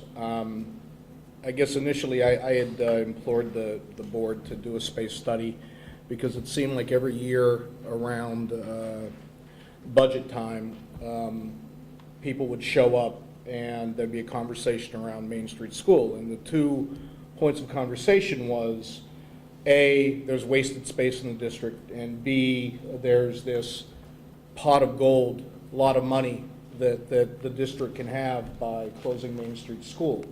And in my business, there's an old saying that there's law and then there's lore. You know, law is stuff that's written in the books, and lore is if somebody says it enough, then people start to believe them. And the Main Street School issue in this town has really become lore. And so in pushing for the space study, my secret agenda was to finally have a professional study done. Careful about with secrets. Well, you know, everybody says I have them anyway, so. It was to have a professional study done to say, well, here's how we're using our space, here's what we can do, have the administration actually put some cost figures on it. If you look historically, one of the previous superintendents tried this, but the analysis, let's say, was less than rigorous. The conclusion was that closing Main Street School was not going to save the district a heck of a lot of money, but beyond that, there really wasn't much analysis. I think now we have that analysis. As we've talked, this is not purely an economic decision. We have to balance the savings against the added and contemplated costs of our facilities. Clearly, there's the effect on the delivery of our services and the impact on kids that has been discussed. You know, I think a large issue is the effect on the community by closing Main Street School and the effect on the businesses and on, you know, what people who have moved into the district, a lot of whom have moved in the last couple of years, really expect their kids to have and the experience they expect their kids to have by being in Irvington schools. And then, you know, we may differ on the future, and we have that right because nobody can predict our enrollments. But we do have an obligation as a district to be able to provide for an increased enrollment, and by closing Main Street School, we would be, you know, the belt would be as tight as it could go at that point. So I hope that doing this space study, having the financial analysis, would at least, you know, give us a framework for when we're getting into the budget season. And folks show up saying, well, why board are you not closing Main Street School to save us all these tax dollars?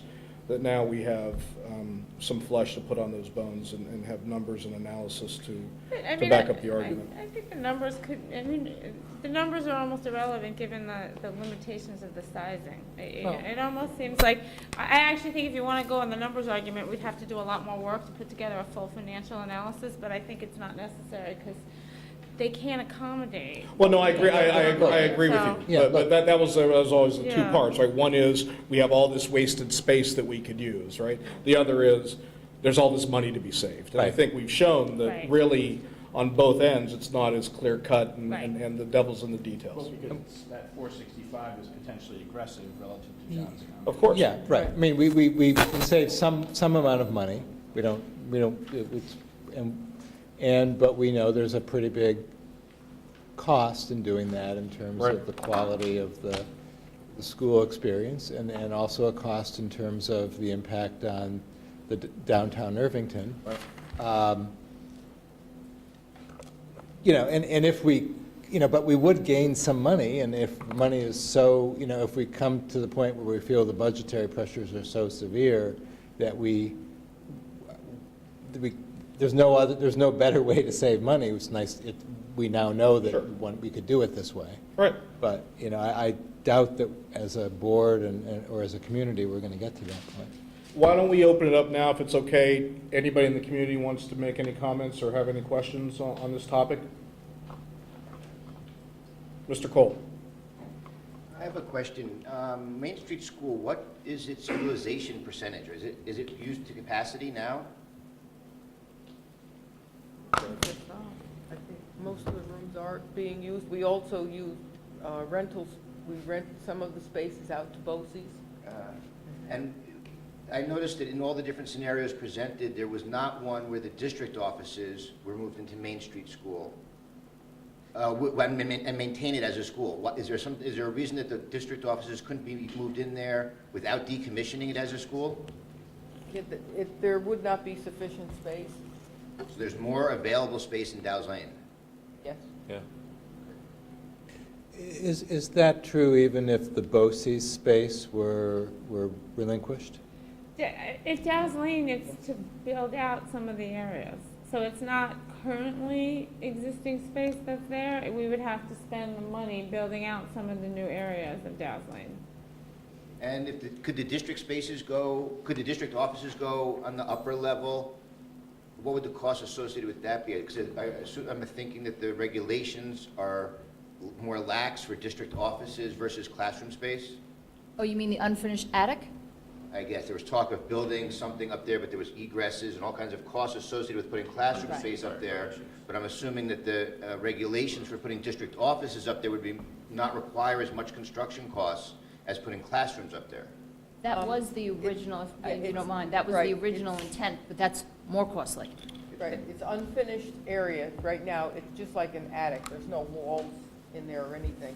But also, still, you have to have that second method of egress if it's going to be occupied space, so that you still need that second egress, whether it's classroom space or district office. It would still be occupancy. The only difference being is that for student occupancy, there is a square foot minimum per class size. And not that I think it would ever happen, but I want to strongly oppose any plan that puts fifth graders in this campus. That is just, as it is, I'm not happy that my sixth grader's up here. I don't think at the age of a sixth grader, that he's interacting with people, different kids mature at different levels, and I'm not trying to say that my son is immature, but I have noticed that there are certain interactions where I'm not exactly comfortable with him being in the school. Also, there's busing rules, because the middle school, if you're within a mile and a half, you have to walk, or if you're within a mile and a half, you have to walk. And do we want fifth graders walking to school? Oh, yeah. That's a good And point. then there would add significant busing That's a costs. good point. You know, I mean, Good point.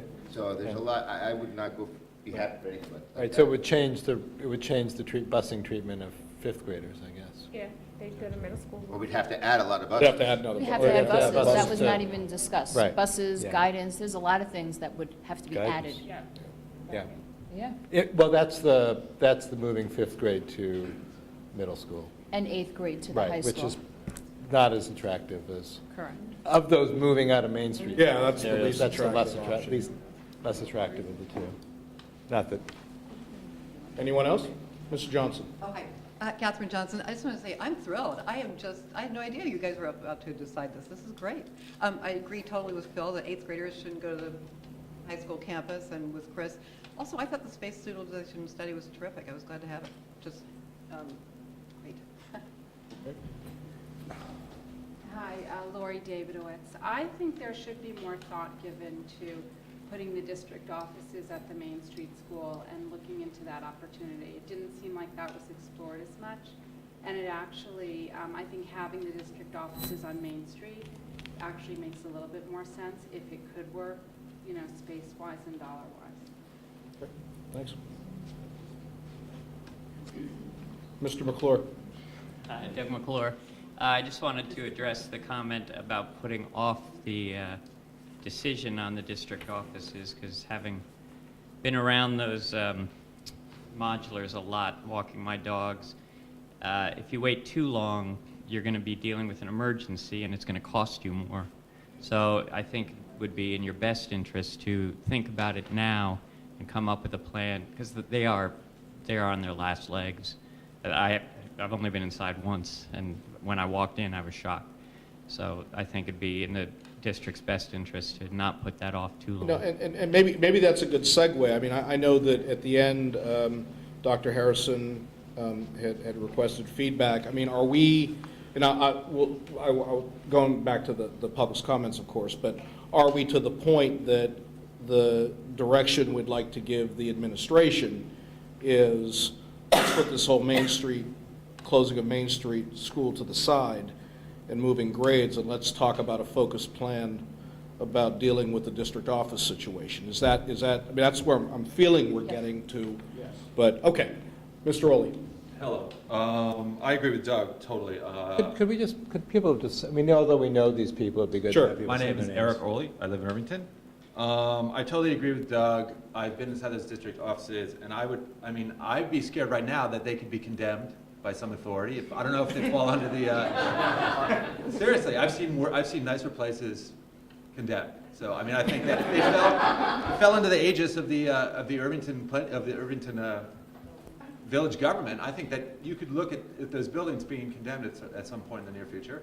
Not to mention, if I lived in that area immediately adjoining those that temporary offices, I would get my homeowners association and protest that, because, as you said, it's coming on 20 years that they've been there, and they've been promised to not be there that long at all. So I think we should look at it. But I also think that moving the district offices into the attic space at Dow's Lane could be looked at as a capital improvement of the school, and make that a flexible space for other possible uses in the future besides just offices.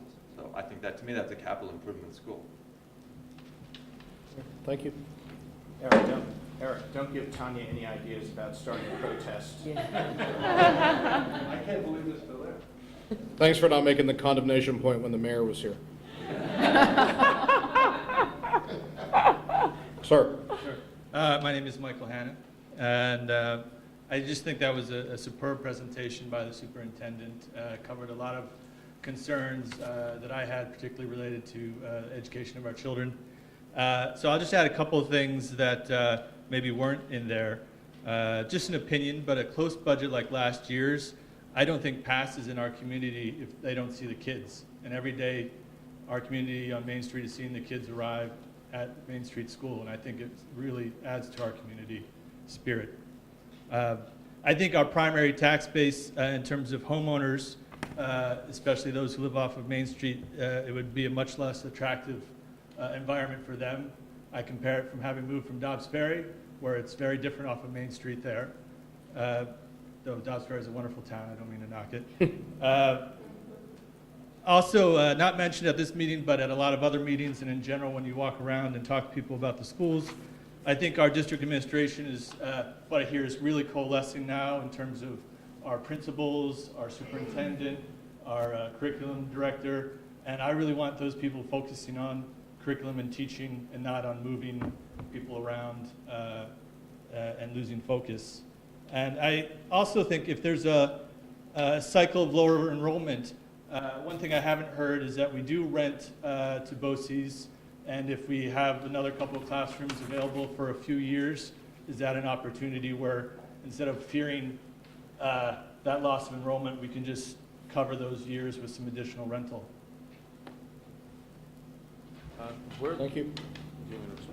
Just to, Mr. Hanna, to your additional rental space, we have maybe 1 or 2 additional spaces that could be utilized for that purpose, but would potentially need renovation. And I have to say, at Main Street School, and there'd be smaller group instruction spaces, and BOCES has not opted to utilize that space because it's on the top floor and would need significant ventilation work because, as you imagine, the heat in the summer.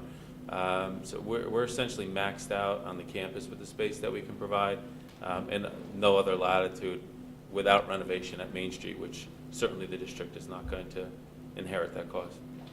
So, I'm sorry. Sir. Follow-up, but are we maxed out at utilization at Dow's Lane right now? I mean, how many classes could be moved from Main Street to Dow's Lane without capital improvement, in terms of without major construction? That's what I read before. I think it was 6. Oh, so we could move 6 classes without doing major construction. Right. And how many, again, I know this One was grade. said. One grade. Yeah. So half the school. And just to be clear, that means that some of the rooms that are used for Teaching. non-main, not the regular classes, but other activities would have to be sacrificed. Correct. Okay. Right. And when I was in school at Dow's Lane in the dark ages, it was K through 4. But one of the differences is back then we didn't have nearly as many other programs. because it was the dark ages. Literally, there was no lighting. There was, we worked by candle, we had sort of fountain pens. So, I mean, are we Crossbows and things, right? I think we've sort of reached ahead of this. I mean, are we in agreement then that the focus and the feedback to the administration is to now focus the work on giving us options for a plan for dealing with the district offices, and let's put the Main Street, closing of Main Street School on the back burner until further notice or change of circumstances? Yes, but I still think we need to take a step back and look at all these capital improvements as, anything that we might have to be Oh, bonding. of course. Oh, yeah, that, I looked at that separate, yeah, but that, yeah, absolutely. Yeah, but in terms of operational closing, yes. So Can we just clarify Mrs. Kerner's comment? Well, I'm just saying, if, on the list of repairs for Main Street, there were a lot of checks under bonded.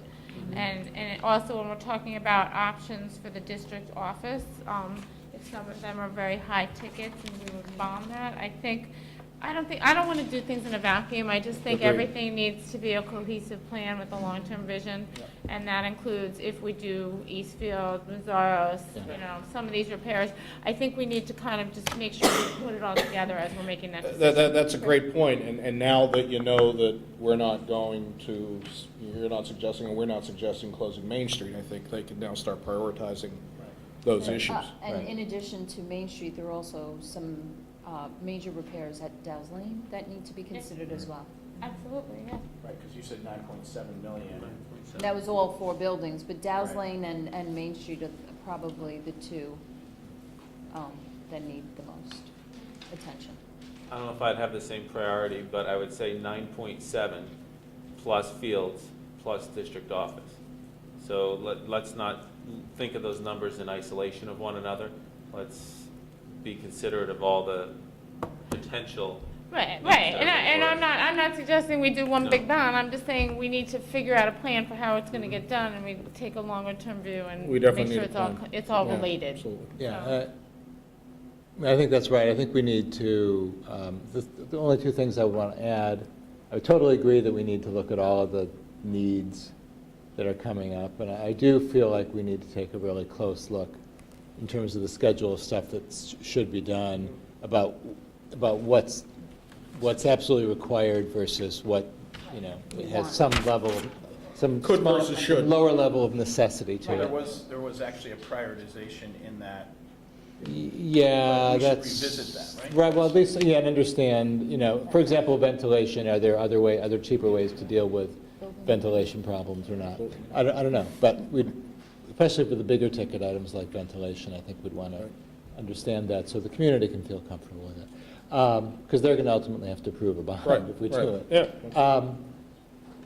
The other thing to note is that we're not saying, assuming there is X $100,000 of savings to be had by moving kids out of, moving all the classes out of Main Street School at some point, we're not, unless we do something, well, we have that option down the road if enrollment were to decline. It's not like we're giving up forever the opportunity to have these savings. We're just saying at this point, it doesn't make sense to do that. Correct. Because we're not going to save very much and we're going to cause a lot of pain. Oh, yeah, absolutely. That's why I mentioned, at least in my mind, that if, suddenly we're at 1,500 students, I think it's a much different Yeah, conversation. and then we can, it may be worth considering and doing that if we're talking about, if in order to do that, we would have to preserve certain space options in Sure. Dow's Lane. We don't want to necessarily take away those options by whatever else we might do with the district offices. So. One more comment from the community. Sorry.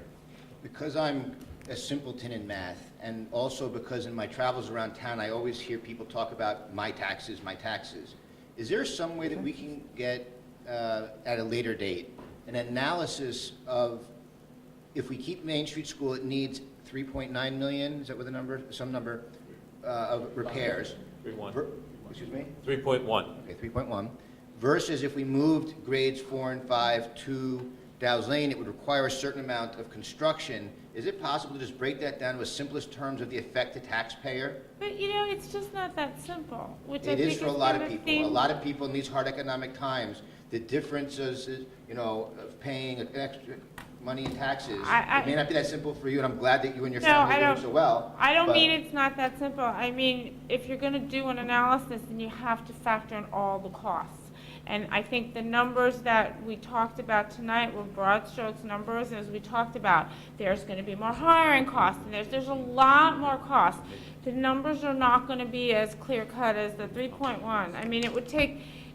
I think it's just a question as to how much time we want to put in to doing a really solid analysis versus And putting I out certainly numbers that don't mean to aren't be that rude, solid. But as the board, as a school board representing people in the community, someone should put in the time, because the people, you have a duty to the people who are paying the taxes to let them know what the effect to their Well, tax bill will be. look, what's the district tax levy? It's around 54 million. 54 million, Yeah. so every 500,000 in savings reduces people's tax bill by 1%.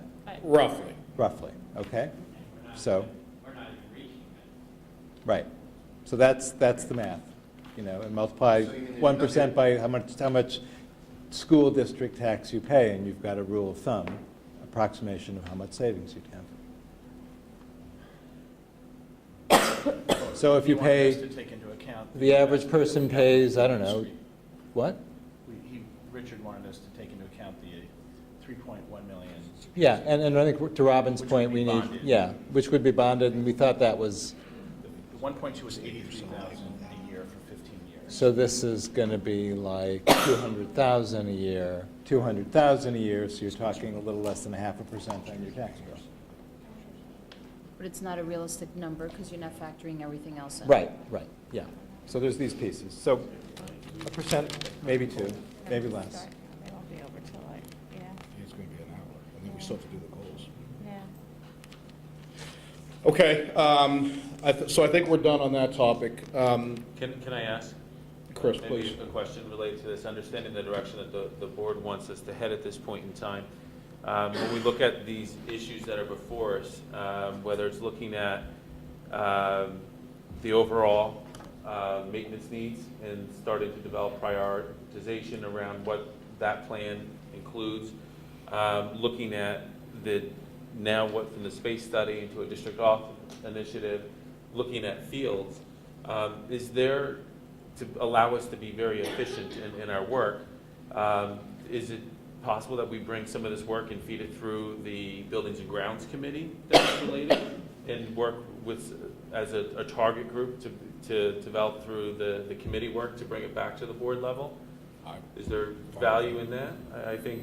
That's kind of what we said on the side. That makes sense. Makes sense. Yeah, I think it would enable us to be productive, able to have dialogue and. First crack at it, present Yeah. Just one thing to throw out, we have the board goals discussion, which is going to take a little while, and then Chris assumed that the student performance report, which is why the whole administrative team is here this late, is going to take about an hour.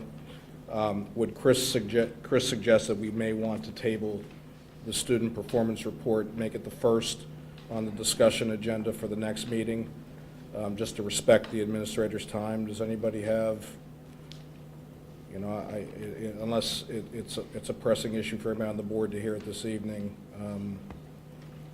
just trying to respect their time. Yeah. Yeah, no, I think it's just too bad they had to come tonight then, but, I- although I'm sure they really Unless enjoyed you this wanna discussion. flip it and but- do it now? No, it's still going to be an over an hour plus. I get it, yeah. Okay, so Whatever. if everybody's okay, why don't, we'll table the student performance report. Apologies to those in the community who came specifically for that, but folks have to teach our kids tomorrow, so. So we're going to do that first, the very first That'll be the thing. first thing after the business stuff at the next. After or before? Maybe. We can do it before too, it doesn't matter to me, we'll do it as early as It's possible. 7:30 I sharp. I would do it before and then. Yeah, do that absolutely, the that's whole fine, year. that's a great Why idea. not? So we'll do Yeah. it, Knives or hugs. November 19th. we'll do it the first thing on that agenda, Elaine. Before everything, and that Except the way, Pledge of Allegiance. after the Pledge of Allegiance. So to my colleagues, thank you for your support during the space study presentation. Know that we will find a way to make this up to you, because recognizing that this does represent another night out for you in your already hectic schedules, but looking at the fact that we may not get to that, to close that until midnight, and then get home and need you to be back here in the morning, I have concern. So hopefully you're good with it. All your gifts that you gave Bob. Yeah. I just need the coffee in it now. Spanish coffee too, that'd be great. Spanish? Okay, thank you, everybody. So let's go now to the Board of Education goals discussion. How are we going to, are you going to lead this? No? No? Well, I thought we just Would you like started to? looking at what we did last Okay. year. Yeah, Elaine, can you pull up? Do I want to? You seem to be, that may make sense. I was to going you. to propose that we went to the- Something you make, or is that you don't like, are you buying Spanish coffee or you make it? I like the professional development, I mean,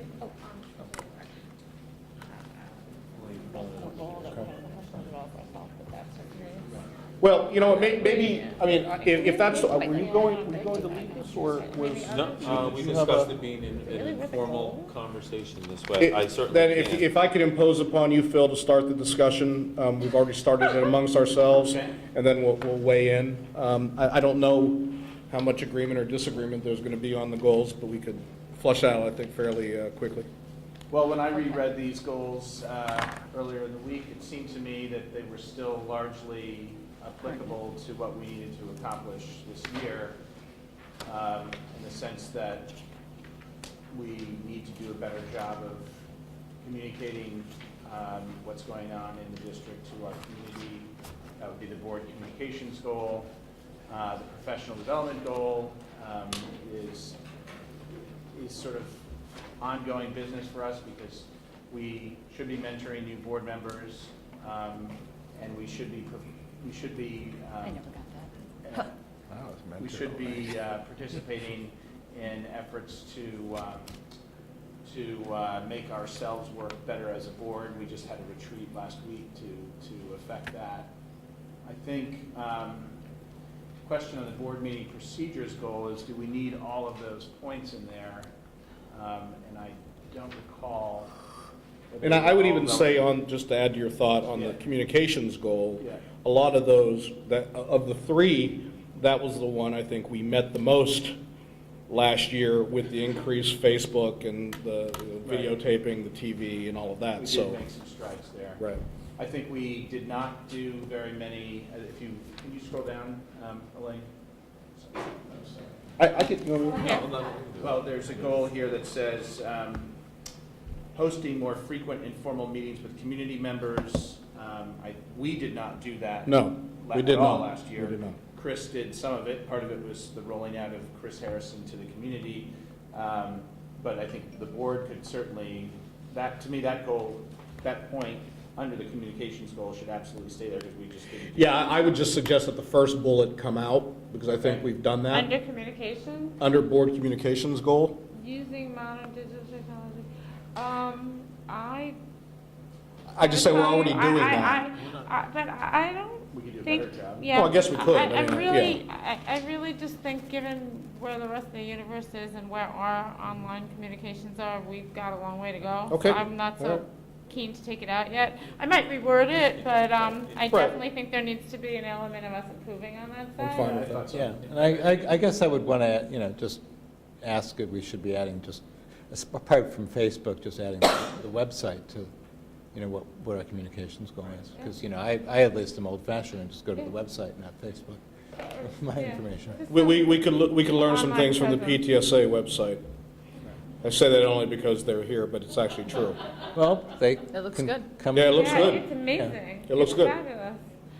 I agree. I would like to add one goal in here, that we set a goal that we develop our district goals in the spring for the following year. Yeah. That was something that came out.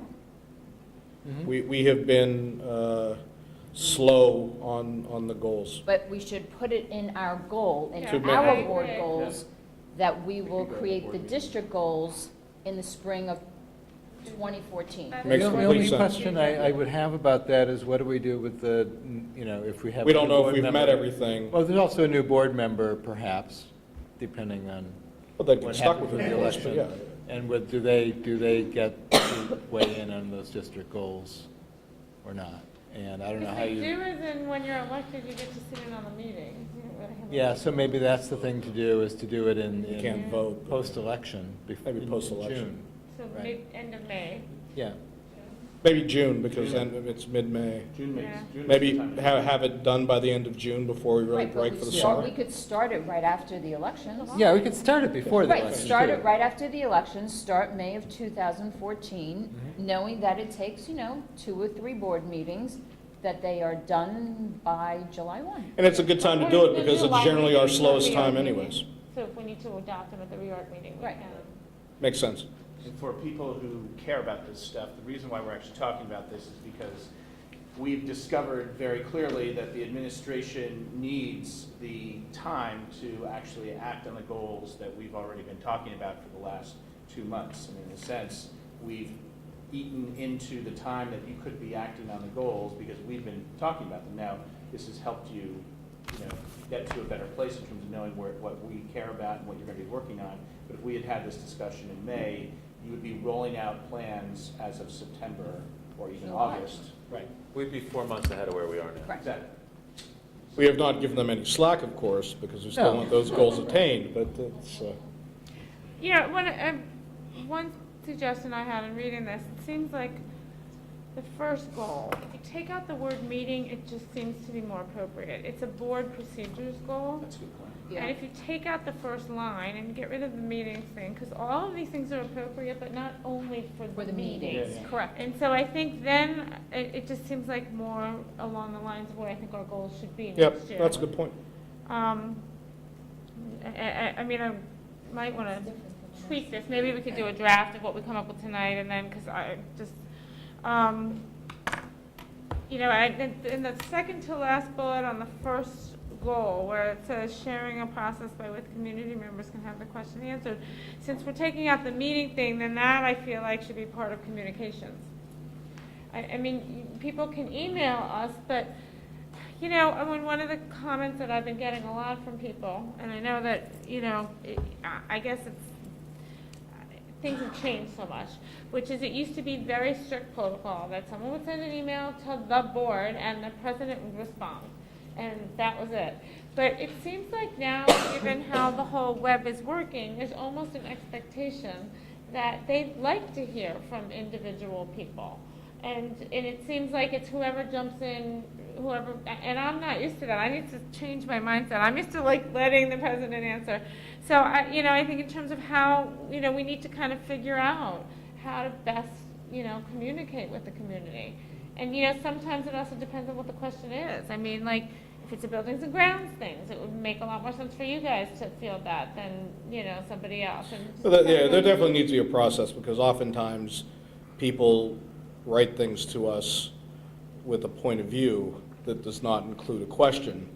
And, so oftentimes, there's really nothing to respond to. But maybe we should, Yeah. maybe we just need to talk a little bit informally about that. I Yeah. don't know. It just seems like it's not as cut and dry as it used to be. Acknowledgement of receipt of email. Yeah, Well, one acknowledgement thing- of receipt is good, yeah. Well, but as one who in the past has emailed all 5 board members on issues that I and others thought were important and got no responses, it's nice to have some sort of a process for Right, I the mean, board taking these things in and figuring out a way to respond. Right.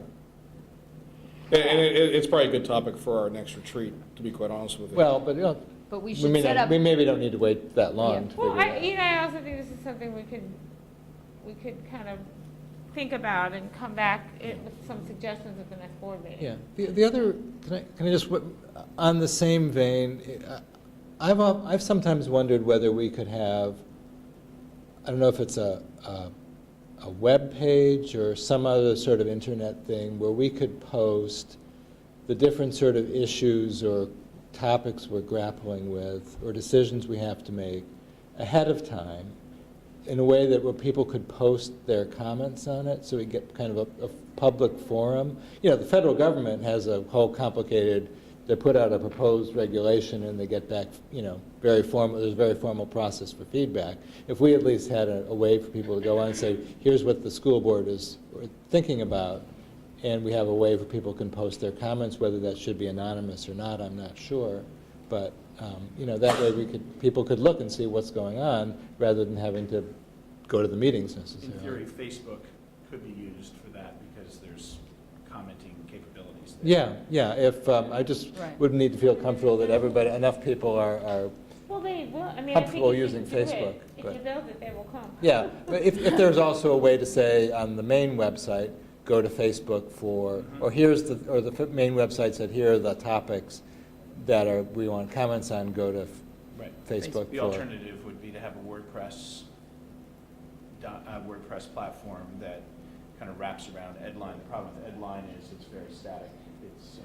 It's not our software. I think, if I may, I think this is something that we would need to develop over time. I think that to me, the obvious way to do it would be that you would have an issue that you would pose a question, that you'd create a form, a digital form on the website that someone could enter, and it would be emailed to the board by entering information there. It could be linked from multiple sources. The ideas to connect with people and engage people, those are wonderful ideas, but I need to remind who is going to manage it, and recognizing the conversations that we've had that we need to do a better job in how we're managing the Facebook account and the website. Quite honestly, we need a different plan for that, and this adds to it. So we have to consider those logistics there as well. Any other specific comments on the goals? Is the thing to do after this is for us to submit, sort of like we did with the others, our specific comments or We language? should try and edit this thing down, so Yeah. ideally it should be ready to be adopted at the next meeting, if possible. Right. Yeah. I just feel like I haven't really taken a serious look at this, because I wasn't sure until this meeting that we were even going to necessarily have formal board goals this year. Yeah, I want to So, take another look at it as I- well, I kinda especially, and again, to think about the more particular and attainable we could make them. Yeah, I mean, Concrete, the better. I mean, on the, I don't know if it's a board thing or not, but I think it's really interesting that, I don't know if you've seen in the Enterprise each week, that Dobbs Ferry takes an ad out every week, and she, it may not be every week, but she puts up like what's going on in the district in an ad on the Dobbs Ferry page, kind of, I guess it's maybe like a third of a page ad. Interesting. I think it's an interesting, I'm not suggesting we do that, I know it's expensive, but I guess the idea of how she's communicating regularly with the community, and how could we achieve that maybe within something more cost effective. Yeah. I've only seen one. It's like Dobbs Ferry, It is regular? she has a name for it, and is it every week or is it every other week? It's at least every other week. It's at least every other week. Maybe Right, she it might gets be a every deal week. with the And Enterprise. it's really, I mean, it's because you kind of just read it Get as it part of once? the paper. So it's so seamless, and it does, it kind of encapsulates what are the key issues. It's a little bit about what John, it's a little bit about what you were saying, like she kind of talks about what's hot that week and what she's Yeah. focused on Yeah, that week. I guess, I guess I'm wondering with our community, why our website can't, I still think we're hitting Well, more it can. people on the website than we're hitting with the. I'm saying we can, yeah. but I'm saying the ultimate goal would be. It's a different audience, I guess, I guess. I mean, I'm just saying you can reach, it's the same goal, that's Yeah. how they're doing it, Sure. but I'd like to kind of do something to Yeah. at least reach that goal too. Yeah. Yeah, It's easy most to of- call them up and say, how much does this cost? It's probably gonna cost $250 a pop. Well, if it's frequency, sometimes. Maybe they'll get a little bit. Yeah, and then they're also, it's a way to kind of grab I readers. mean, look, if we want to get into it, then we could talk about, again, do we still, if we want to go that direction, which I'm not suggesting, I just threw it out there, so FYI, but, we still do that district-wide mailing, which costs us, is it 10,000 now? Did we do it once?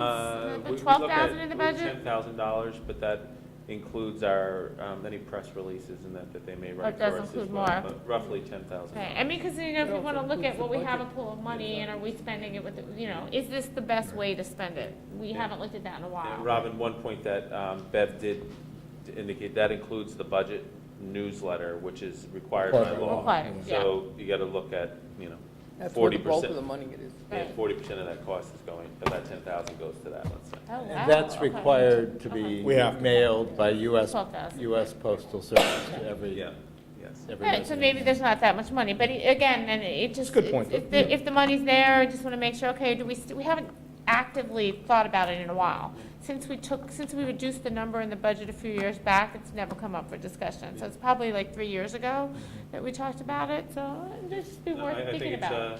it's a good conversation for our next communications Exactly. committee meeting, and I actually have already done some work on that front Okay. that I think can inform our. So we'll all get to Elaine any comments that we have specifically, and it'll be circulated, and we'll have a redraft for the next meeting to discuss.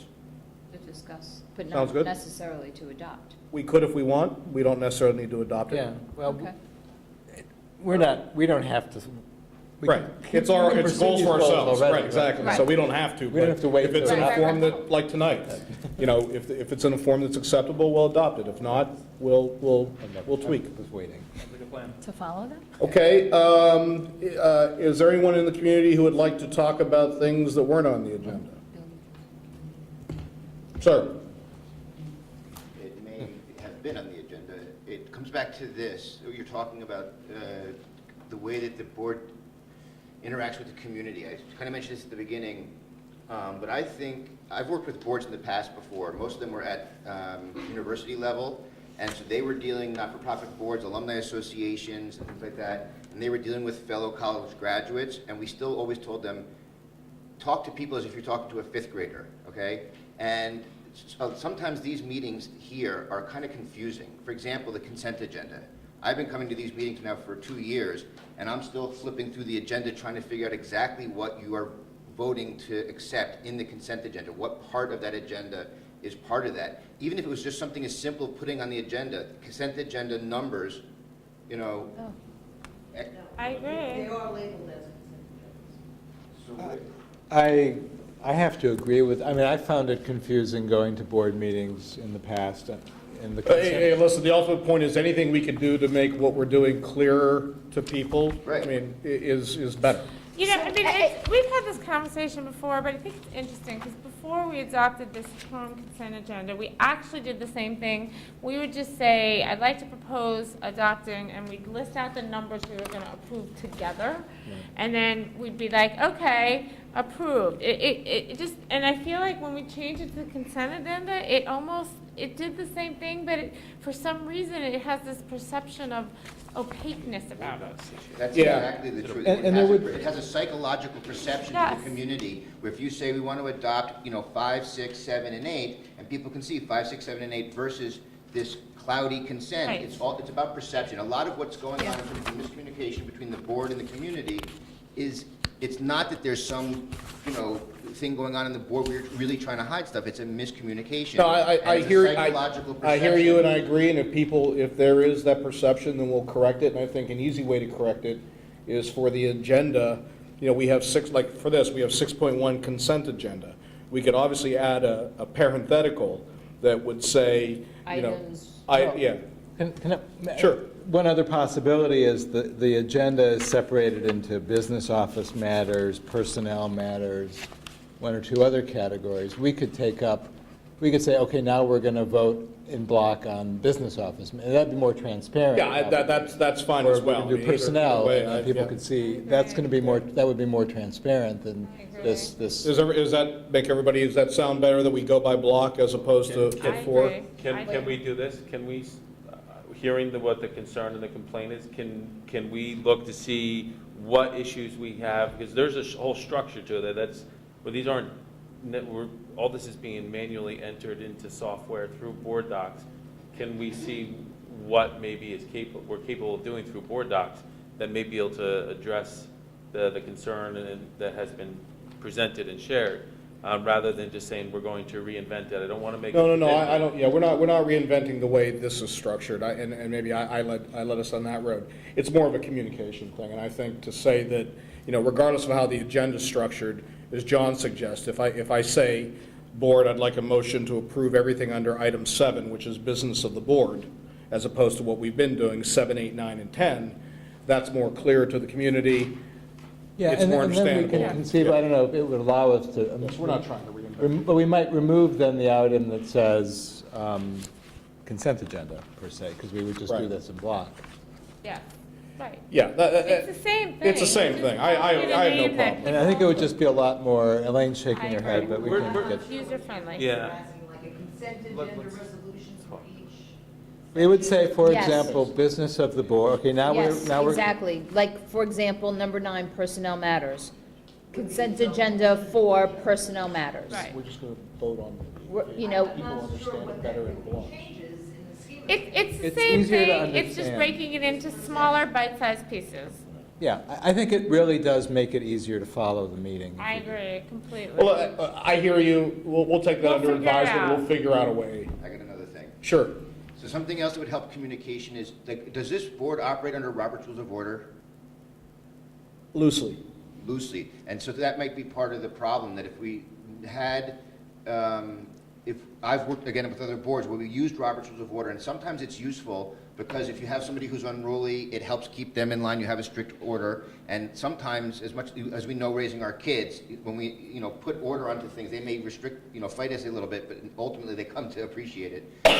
Also, it allows for certain times, you guys deal with this stuff day in and day out, like Dr. Harrison said, it's almost a full-time another full-time job for you.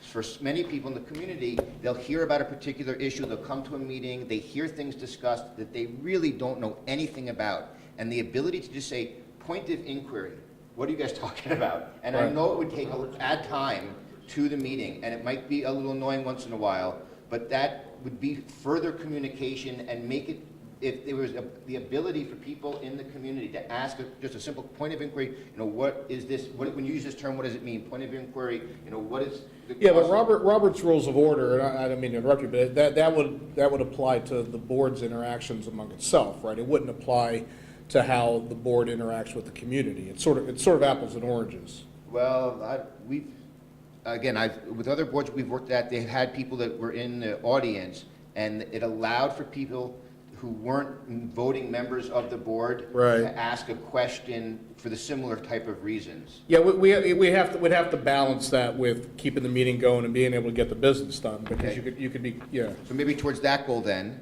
if you could do what I originally spoke about at the very beginning of the meeting, which if you had the, community's opportunity to ask questions after each agenda item. Right.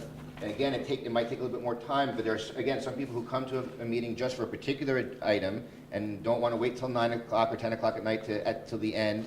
Or again, if the community's, questioning it at the very beginning, then that's before the discussion. If you had discussion at each item, again, it might take a little bit longer, but it's more communication, more openness. Yeah. Just some ideas. Got it, thank you. Anyone else?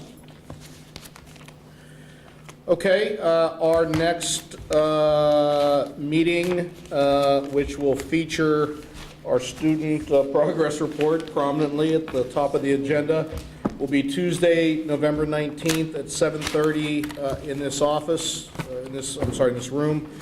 And can I have a motion to adjourn the meeting? Second. All those in favor? Aye. Thanks, everybody.